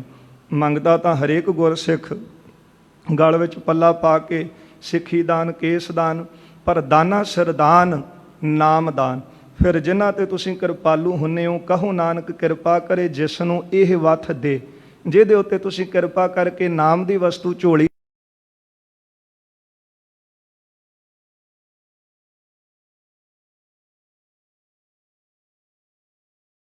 ਦਾ ਹੈ, ਬੰਨੀ ਨਾਮ ਅੱਗ ਦਾ ਹੈ, ਸੰਸਾਰ ਅੱਗ ਦਾ ਸਾਗਰ ਹੈ।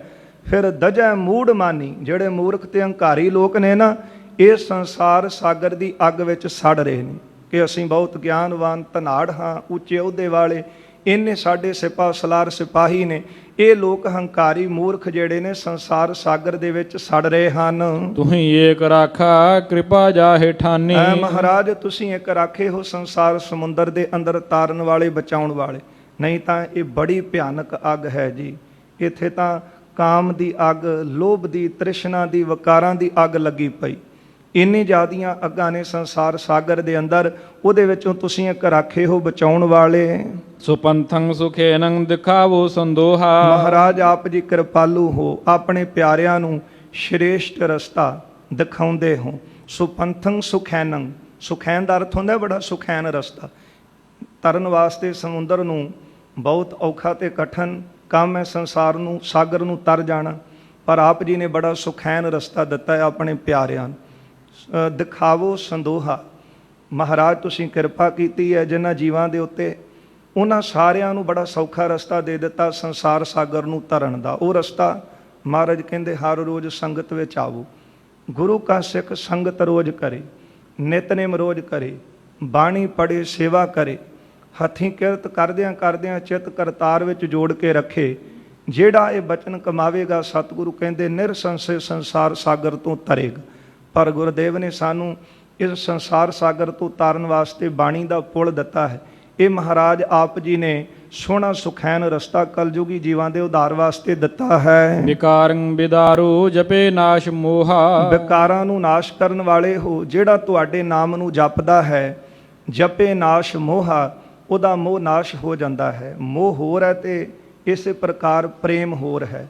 ਮੋਹ ਤੇ ਹੁੰਦਾ ਕੇਵਲ ਆਪਣੇ ਨਾਲ ਕਰਨਾ ਕਿ ਇਹ ਮੇਰਾ ਹੈ, ਤੇ ਪ੍ਰੇਮ ਸਾਰੇ ਸੰਸਾਰ ਵਿੱਚ ਰੱਬੀ ਜੋਤ ਦੇ ਕੇ ਸਾਰਿਆਂ ਨਾਲ ਕਰਨਾ।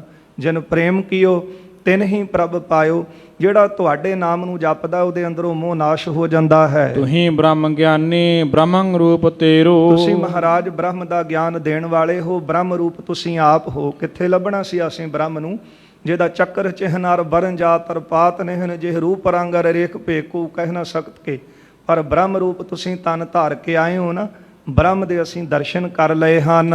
ਤੁਹੀਂ ਏਕ ਈਸ਼ੰ ਸਭਾ ਲੋਕ ਚੇਰੋ। ਤੁਸੀਂ ਇੱਕ ਪਰਮਾਤਮਾ ਹੋ, ਸਾਰੇ ਲੋਕ ਤੁਹਾਡੇ ਚੇਲੇ ਨੇ, ਸਾਰਿਆਂ ਦੇ ਮਾਤ ਪਿਤਾ ਰੂਪ ਆਪ ਹੋ। ਤੁਹੀਂ ਏਕ ਰੂਪੰ ਤੁਹੀਂ ਰੂਪ ਨਾਨਾ। ਮਹਾਰਾਜ ਤੁਸੀਂ ਇੱਕ ਰੂਪ ਹੋ, ਸਾਰਿਆਂ ਦੇ ਅੰਦਰ ਤੁਸੀਂ ਬਿਰਾਜਮਾਨ ਹੋ ਰਹੇ ਹੋ, ਤੇ ਫਿਰ ਅਨੇਕ ਰੂਪ ਹੋ ਜਾਂਦੇ ਹੋ। ਜਦੋਂ ਤੁਹਾਨੂੰ ਭਾਵਦਾ ਹੈ ਸਾਰੀ ਸ੍ਰਿਸ਼ਟੀ ਨੂੰ, ਫਿਰ ਆਪ ਜੀ ਆਪਣੇ ਹੁਕਮ ਦੇ ਵਿੱਚ ਹੀ ਜਬ ਉਦ ਕਰਖ ਕਰਾ ਕਰਤਾਰਾ ਪ੍ਰਜਾ ਧਰਤ ਤਬ ਦੇਹ ਅਪਾਰਾ। ਅਨੇਕ ਰੂਪ ਹੋ ਗਏ, ਅਨੇਕ ਹੈ। ਫਿਰ ਜਬ ਆ ਕਰਖ ਕਰਤ ਹੋ ਕਬ ਹੂੰ ਤੁਮ ਮੈਂ ਮਿਲਤ ਦੇਹ ਧਰ ਸਭ ਹੂੰ। ਅਨੇਕ ਹੈ ਫਿਰ ਏਕ ਹੈ। ਫਿਰ ਅਰਬਦ ਨਰਬਦ ਧੁੰਦੂ ਕਾਰਾ ਧਰਨ ਨਾ ਗਗਨਾ ਹੁਕਮ ਅਪਾਰਾ। ਆਪ ਹੀ ਮਹਾਰਾਜ ਅਨੇਕ ਰੂਪ ਹੁੰਨੇ ਹੋ, ਇੱਕ ਤੋਂ ਅਨੇਕ ਰੂਪ ਹੋ ਜਾਂਦੇ ਹੋ। ਤੁਹੀਂ ਜੀਵਕਾਂ ਦੇ ਕਰੈ ਜੀਵ ਖਾਨਾ। ਤੁਸੀਂ ਜੀਵਾਂ ਨੂੰ ਰੋਜੀ ਦੇਣ ਵਾਲੇ ਹੋ। ਸਾਰੇ ਜੀਵ ਤਾਂ ਤੁਹਾਡਾ ਹੀ ਦਿੱਤਾ ਖਾ ਰਹੇ ਨੇ ਨਾ। ਬੰਦਾ ਵੀ ਆਪਣੇ ਆਪ ਵਿੱਚ ਥੋੜਾ ਬਹੁਤਾ ਦਾਨ ਕਰਕੇ ਦਾਤਾ ਬਣਨ ਲੱਗ ਪੈਂਦਾ ਹੈ, ਪਰ ਪਾਰ ਬ੍ਰਹਮ ਪਰਮੇਸ਼ਰ ਵਾਹਿਗੁਰੂ ਜੀ ਵਰਗਾ ਦਾਤਾ ਕੋਈ ਨਹੀਂ। ਦਾਤਾ ਇੱਕ ਹੈ, ਉਹ ਤਾਂ ਪੱਥਰਾਂ ਵਿੱਚ ਵੀ ਜੀਵਾਂ ਨੂੰ ਪੈਦਾ ਕਰਦਾ ਹੈ। ਇਸ ਲਈ ਮਹਾਰਾਜ ਤੁਸੀਂ ਸਾਰੇ ਜੀਵਾਂ ਨੂੰ 84 ਲੱਖ ਜੋਨ ਉਪਾਈ ਰਿਜਕ ਦਿਆ ਸਭ ਹੂੰ ਕੋ ਤਦ ਕਾ। ਜਦੋਂ ਦੀ ਇਹ ਸ੍ਰਿਸ਼ਟੀ ਪੈਦਾ ਕੀਤੀ ਤੁਸੀਂ ਤਾਂ ਉਦੋਂ ਦੇ ਰਿਜਕ ਦੇ ਰਹੇ ਹੋ। ਇਸ ਲਈ ਸਾਰਾ ਸੰਸਾਰ ਤੁਹਾਡੇ ਚਰਨਾਂ ਦਾ ਮੰਗਤਾ ਹੈ, ਸਾਰਿਆਂ ਦੇ ਤੁਸੀਂ ਦਾਤੇ ਹੋ। ਕਰੀ ਸੇਵ ਹੇਰੋ ਕਰਾਮਾਤ ਦਾਨੀ। ਮਹਾਰਾਜ ਆਪ ਜੀ ਕਰੀ ਸੇਵ ਹੇਰੋ, ਆਪਣੇ ਪਿਆਰਿਆਂ ਦੀ ਸੇਵਾ ਕੀਤੀ ਦੇਖਦੇ ਹੋ। ਵੱਡਾ ਦਾਤਾ ਤਿਲ ਨਾ ਤਮਾਏ। ਉਹਨੂੰ ਤਿਲ ਜਿਹਨੀ ਤਮਾ ਨਹੀਂ ਹੈ, ਪਰ ਮਹਾਰਾਜ ਕਹਿੰਦੇ ਹਨ ਇੱਕ ਤਿਲ ਨਹੀਂ ਭੰਨੈ ਕਾਲੇ।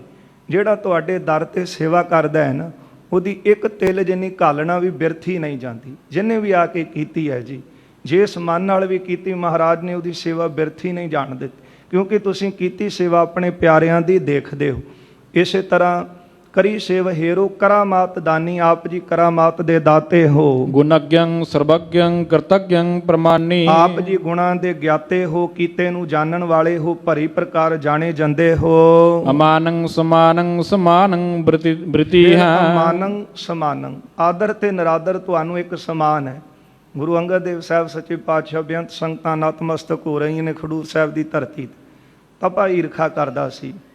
ਉਹਨੇ ਖਡੂਰ ਦੇ ਜੱਟਾਂ ਨੂੰ ਕਿਹਾ, ਖਹਿਰਿਆਂ ਨੂੰ ਕਹਿਣ ਲੱਗਾ ਇਹਨਾਂ ਨੂੰ ਬਾਹਰ ਕੱਢੋ, ਮੀਂਹ ਪੈ ਜਾਵੇਗਾ। ਮਹਾਰਾਜ ਉੱਠ ਕੇ ਬਾਹਰ ਆ ਗਏ। ਮੀਂਹ ਤਾਂ ਫੇਰ ਨਾ ਪਿਆ। ਫਿਰ ਬਾਬਾ ਅਮਰਦਾਸ ਜੀ ਨੂੰ ਪਤਾ ਲੱਗਾ ਤੇ ਉਹਨਾਂ ਕੋਲੋਂ ਹੀ ਉਹ ਤਪੇ ਨੂੰ ਮਾਰ ਪਵਾਈ। ਤੇ ਫਿਰ ਸਾਰਿਆਂ ਨੂੰ ਲੈ ਕੇ ਗੁਰੂ ਅੰਗਦ ਦੇਵ ਸਾਹਿਬ ਦੀ ਸ਼ਰਨ 'ਚ ਆ ਗਏ।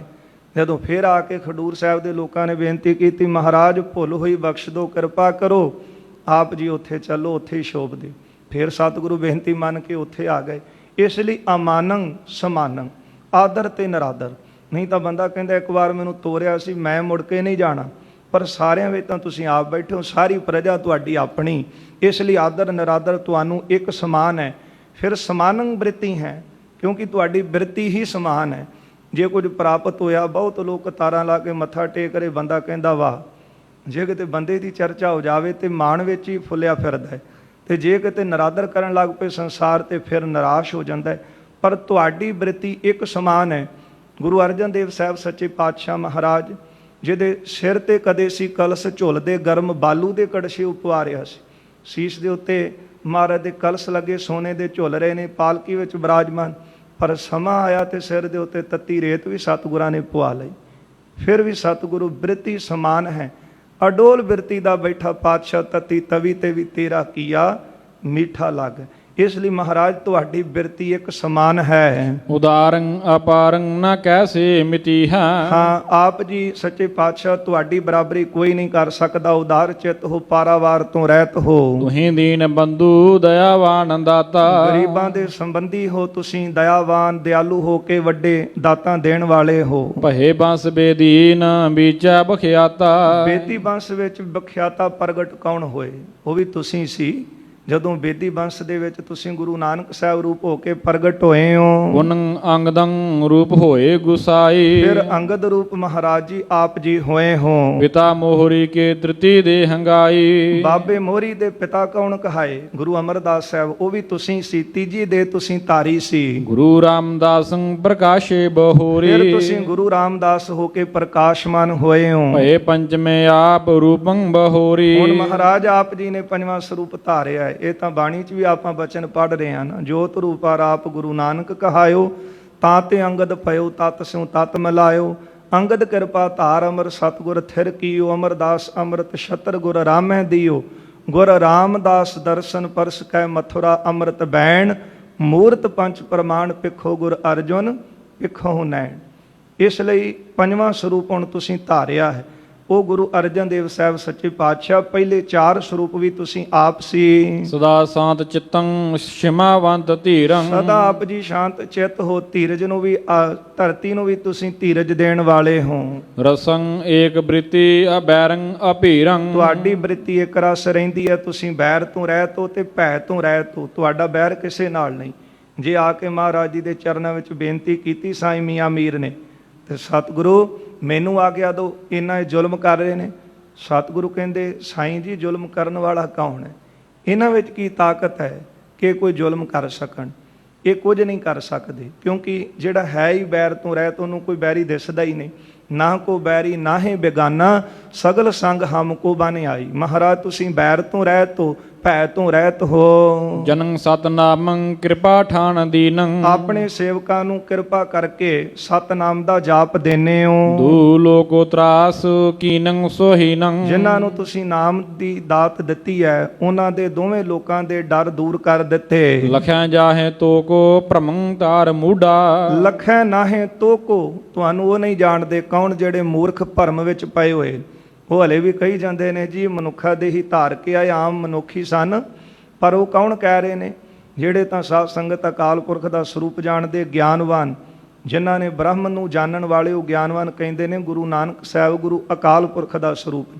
ਪਰ ਜਿਹੜੇ ਭਰਮ ਵਿੱਚ ਭੁੱਲੇ ਹੋਏ ਮੂਰਖ ਲੋਕ ਨੇ, ਉਹ ਹਲੇ ਤੱਕ ਤੁਹਾਨੂੰ ਆਮ ਮਨੁੱਖੀ ਜਾਣਦੇ ਨੇ। ਮਹਾ ਸੂਖਮੰ ਰੂਪ ਗੂਢਾਨ ਗੂਢਾ। ਆਪ ਜੀ ਦਾ ਬਹੁਤ ਸੂਖਮ ਤੋਂ ਸੂਖਮ ਰੂਪ ਹੈ ਤੇ ਗੁੱਝੇ ਤੋਂ ਗੁੱਝੇ ਹੋ। ਸਦਾ ਜੈ ਸਦਾ ਜੈ ਸਦਾ ਜੈ ਆਨੰਦੋ। ਹੈ ਆਨੰਦ ਦੇ ਦਾਤੇ, ਤੁਹਾਡੀ ਸਦਾ ਜੈ, ਸਦਾ ਜੈ, ਸਦਾ ਹੀ ਜੈ ਹੈ। ਨਮਸਤੰ ਨਮਸਤੰ ਨਮਸਤੰ ਬੇਲੰਦੋ। ਹੈ ਵੱਡੇ ਸਰੂਪ ਵਾਲੇ ਸਤਿਗੁਰੂ ਜੀ, ਤੁਹਾਨੂੰ ਨਮਸਕਾਰ ਹੈ, ਤੁਹਾਨੂੰ ਨਮਸਕਾਰ ਹੈ, ਤੁਹਾਨੂੰ ਨਮਸਕਾਰ ਹੈ। ਸੁਦਾ ਬਾਗ ਬਖਤਰੰ ਸੋ ਚੰਦੈ ਮਨਿੰਦੋ। ਮਹਾਰਾਜ ਆਪ ਜੀ ਦਾ ਮੁਖ ਜਿਹੜਾ ਹੈ ਉਹ ਚੰਦਰਮਾ ਵਰਗਾ ਹੈ, ਤੇ ਤੁਹਾਡੇ ਮੁਖ ਚੋਂ ਨਿਕਲੇ ਹੋਏ ਜਿਹੜੇ ਬਚਨ ਨੇ ਨਾ, ਉਹ ਅੰਮ੍ਰਿਤ ਦੀ ਤਰ੍ਹਾਂ ਨੇ। ਜਿਸ ਤਰ੍ਹਾਂ ਚੰਦਰਮਾ ਚੋਂ ਅੰਮ੍ਰਿਤ ਸਿਮਦਾ ਹੈ, ਇਸ ਤਰ੍ਹਾਂ ਸਤਿਗੁਰੂ ਤੁਹਾਡਾ ਮੁਖ ਹੈ ਚੰਦਰਮਾ ਦੀ ਤਰ੍ਹਾਂ। ਤੁਹਾਡੇ ਮੁਖ ਵਿੱਚੋਂ ਨਿਕਲੇ ਹੋਏ ਜਿਹੜੇ ਬੋਲ ਨੇ ਉਹ ਅੰਮ੍ਰਿਤ ਹਨ।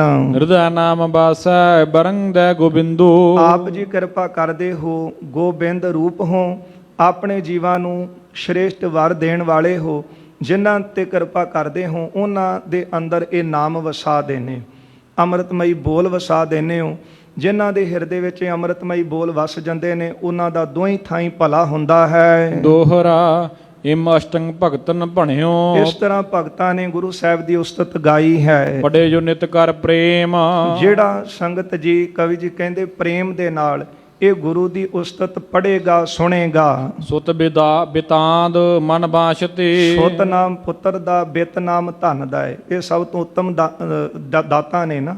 ਬੰਦੇ ਨੂੰ ਲੋੜ ਪੈਂਦੀ ਧਨ ਦੀ, ਜਾਂ ਕਹਿੰਦਾ ਮੈਨੂੰ ਪੁੱਤਰ ਹੋਵੇ ਘਰ ਦੇ ਵਿੱਚ। ਇਸ ਲਈ ਕਵੀ ਜੀ ਕਹਿੰਦੇ ਨੇ ਸਭ ਤੋਂ ਵੱਡੀਆਂ ਦਾਤਾਂ, ਹਰ ਤਰ੍ਹਾਂ ਦੀ ਦਾਤ ਉਹ ਮਨ ਬਾਂਛ ਤੇ ਮਨ ਪਾਉਂਦੇ ਫਲ ਪਾਵੇਗਾ। ਪਾਵੈ ਜਨ ਜੁਤ ਖੇਮ। ਹਾਂ, ਤੇ ਫਿਰ ਅਖੀਰ ਉਹਦੀ ਮੁਕਤੀ ਕਲਿਆਣ ਹੋਵੇਗੀ। ਕਿਹਦੀ? ਜਿਹੜਾ ਇਸ ਤਰ੍ਹਾਂ ਗੁਰੂ ਦੀ ਉਸਤਤ ਗਾਵੇਗਾ। ਆਏ ਕੀ ਕਰਨ ਨਾ ਗੁਰੂ ਦੀ ਉਸਤਤ ਗਾਉਣ। ਤੇ ਜਿਹੜਾ ਪ੍ਰੇਮ ਦੇ ਨਾਲ ਮਾਲਕ ਦੀ ਉਸਤਤ ਗਾਉਂਦਾ ਹੈ, ਕਹਿੰਦੇ ਕਿਸੇ ਵਸਤੂ ਦੀ ਥੁੜ ਨਹੀਂ ਰਹਿ ਜਾਂਦੀ। ਇਸ ਬਾਣੀ ਨੂੰ ਜਿਹੜਾ ਵੀ ਗਾਵੇ ਅਤੇ ਸੁਣੇਗਾ, ਉਹਦਾ ਹੀ ਕਲਿਆਣ, ਉਹਦਾ ਹੀ ਉਧਾਰ ਹੋਵੇਗਾ, ਉਹੀ ਸੰਸਾਰ ਵਿੱਚੋਂ ਮੁਕਤ ਹੋਵੇਗਾ। ਇਸ ਤਰ੍ਹਾਂ ਭਗਤ ਜਨਾਂ ਨੇ ਗੁਰੂ ਅਰਜਨ ਦੇਵ ਸਾਹਿਬ ਜੀ ਦੀ ਉਸਤਤ ਗਾਈ ਹੈ। ਫਿਰ ਬੇਨਤੀ ਕਰਨਗੇ ਮਹਾਰਾਜ ਜੀ ਦੇ ਚਰਨਾਂ ਵਿੱਚ। ਫਿਰ ਗੁਰੂ ਅਰਜਨ ਦੇਵ ਸਾਹਿਬ ਜੀ ਇਹਨਾਂ ਪਾਸੋਂ ਇਹਨਾਂ ਦੀ ਬਾਣੀ ਵੀ ਸ਼੍ਰੀ ਗ੍ਰੰਥ ਸਾਹਿਬ ਦੀ ਬੀੜ ਅੰਦਰ ਲਿਖਵਾਉਣਗੇ। ਫਿਰ ਭਾਈ ਗੁਰਦਾਸ ਸਾਹਿਬ ਜੀ ਨੂੰ ਪ੍ਰਤੱਖ ਦਰਸ਼ਨ ਵੀ ਕਰਾਉਣਗੇ। ਇਹ ਵਿਚਾਰ ਆਪਾਂ ਆਉਂਦੇ ਦੀਵਾਨਾਂ 'ਚ ਸਰਵਣ ਕਰਾਂਗੇ।